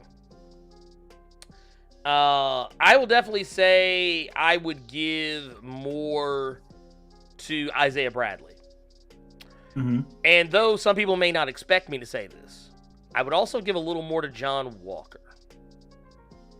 Because I feel like, I feel like those are two characters that, well, I feel like Isaiah Bradley was handled, for the most part, very well. I do feel like you could have given a little bit more with him. I probably would have given the axe to, if I gave the axe to anything, it probably would have been the Sharon Carter stuff. If for no other reason than the fact that I would not have been hemming and hawing about who the power broker was. I just would have made it very obvious. I just, like, the episode that she showed up, that's the episode I'd be like, yeah, she's power broker. Done. Moving on. But I feel like John Walker did get a little bit too quick of a turn. I feel like we need to see him stay on the path of whatever it was he was doing when he killed Old Boy. Just a little bit longer, and then have him come back triumphant in the end. I feel like we could have done a little better with that. But otherwise, yeah. I mean, honestly, I kind of, truthfully, if I feel like anything, I actually appreciated the Falcon and Winter Soldier was only 6 episodes and didn't try to go longer. Yeah, if it would have gone longer, I don't think people would have liked it. Let's see. The Falcon and the Snowman asks, I was talking to a friend about the prospect of the X-Men and their eventual appearance in the MCU, and he brought up something I hadn't thought about. Outside of Deadpool, Cable is probably the easiest X-Men character for Marvel Studios to do a project on. His character was already set up in Deadpool. He could easily work with a PG-13 rating, and they've already worked with Josh Brolin before. Here's my question for y'all. Considering how the Fox X-Men movies were largely focused on Wolverine as a point-of-view character and would bend over backwards to have him in anything, what character or characters would y'all want to see be the centerpiece for the MCU's X-Men stuff?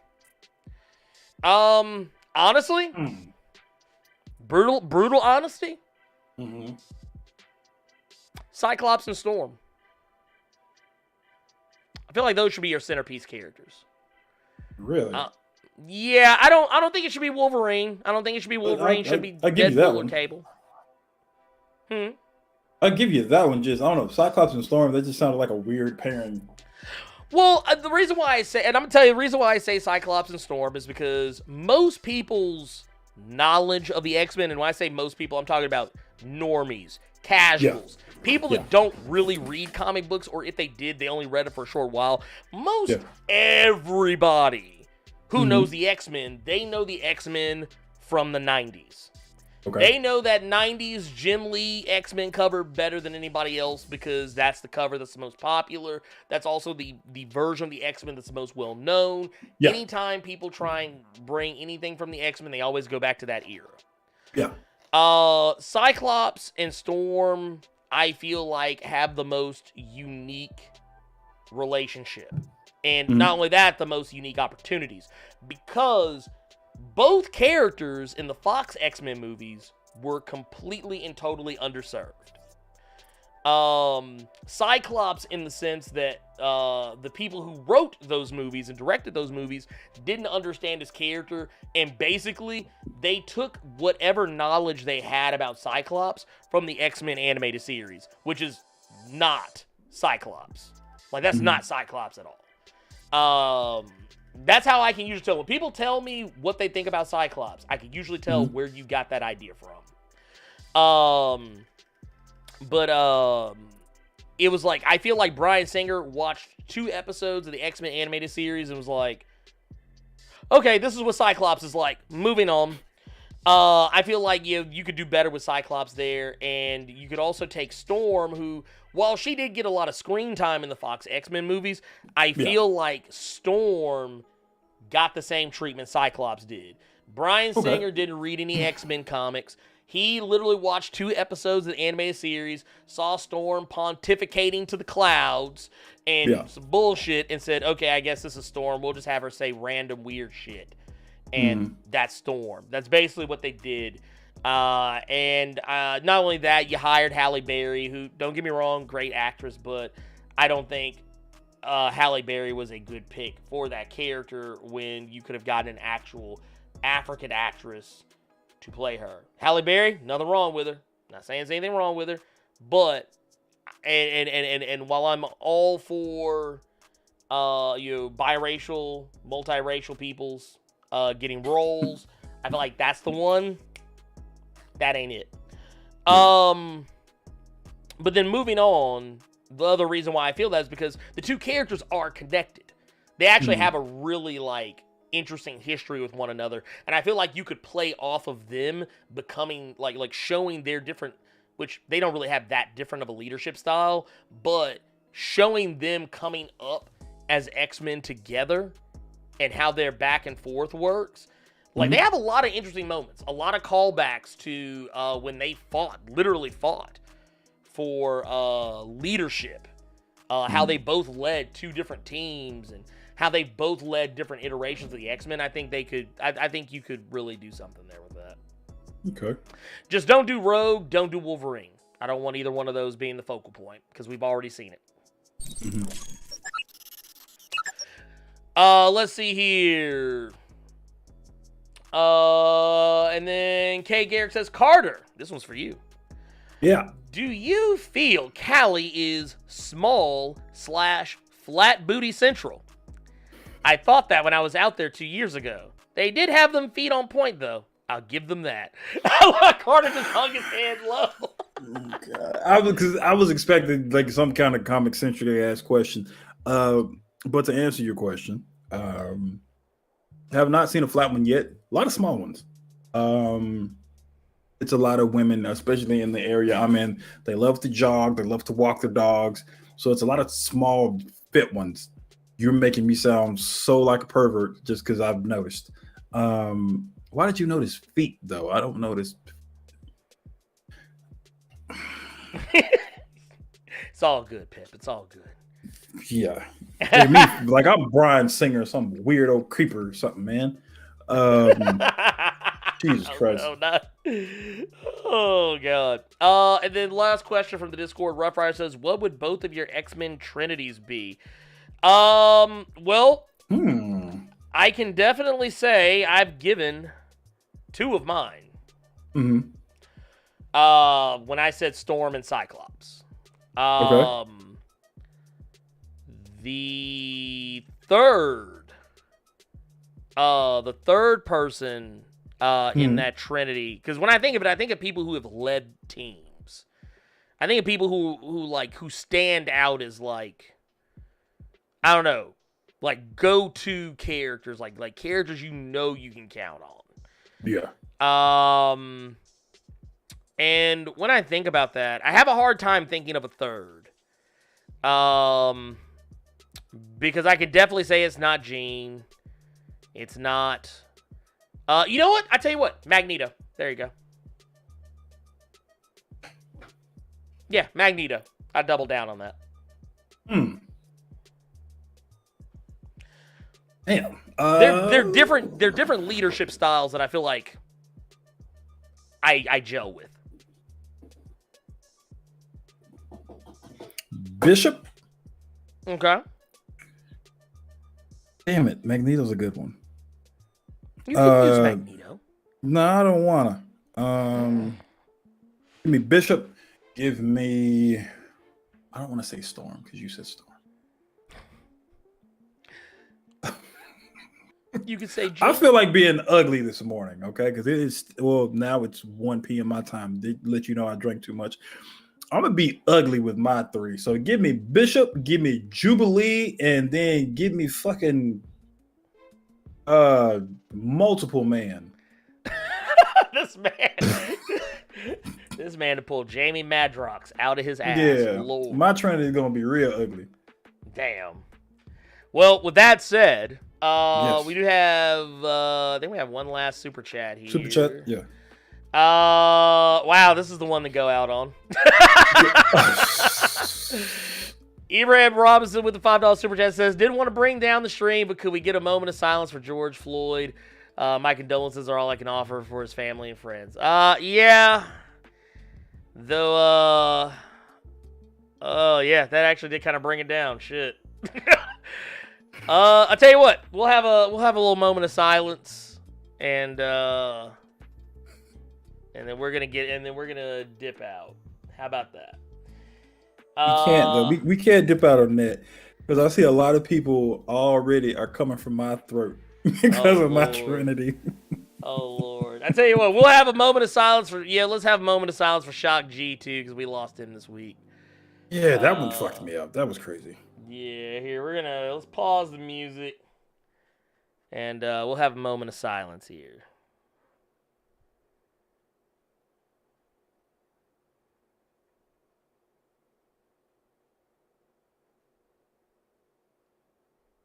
Now that we got that out the way, what is it with these like versus George Floyd? Now we got the EDP dude. We are not ending that on that sour of a goddamn note. No, we ain't doing that.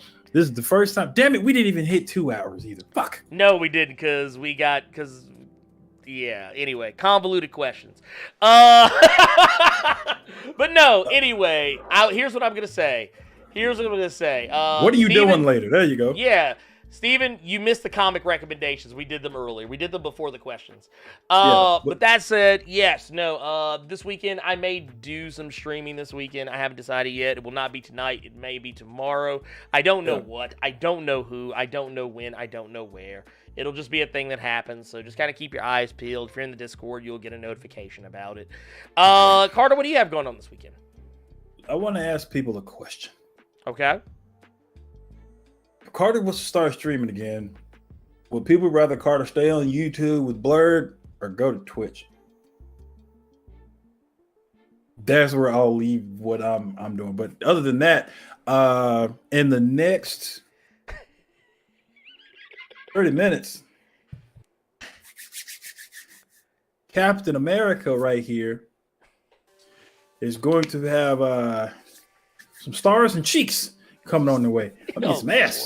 I'm about to smash today in the next 30 minutes. It's challenge day.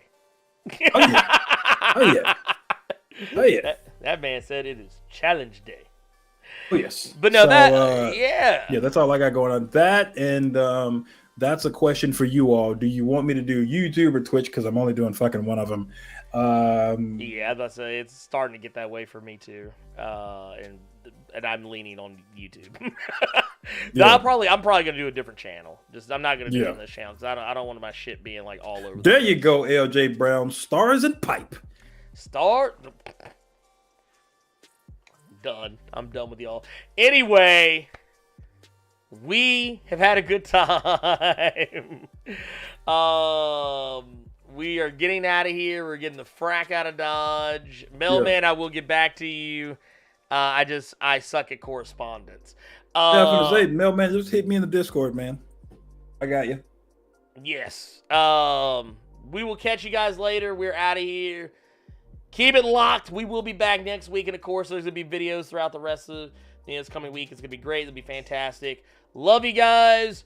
3,000. Oh, by the way, Carter, we got a little something for you. $4.99 super chat. Raymond Pope says, I'm throwing this bread at you for the Wakandan Magnums. This man ain't shit. Anyway, keep it locked.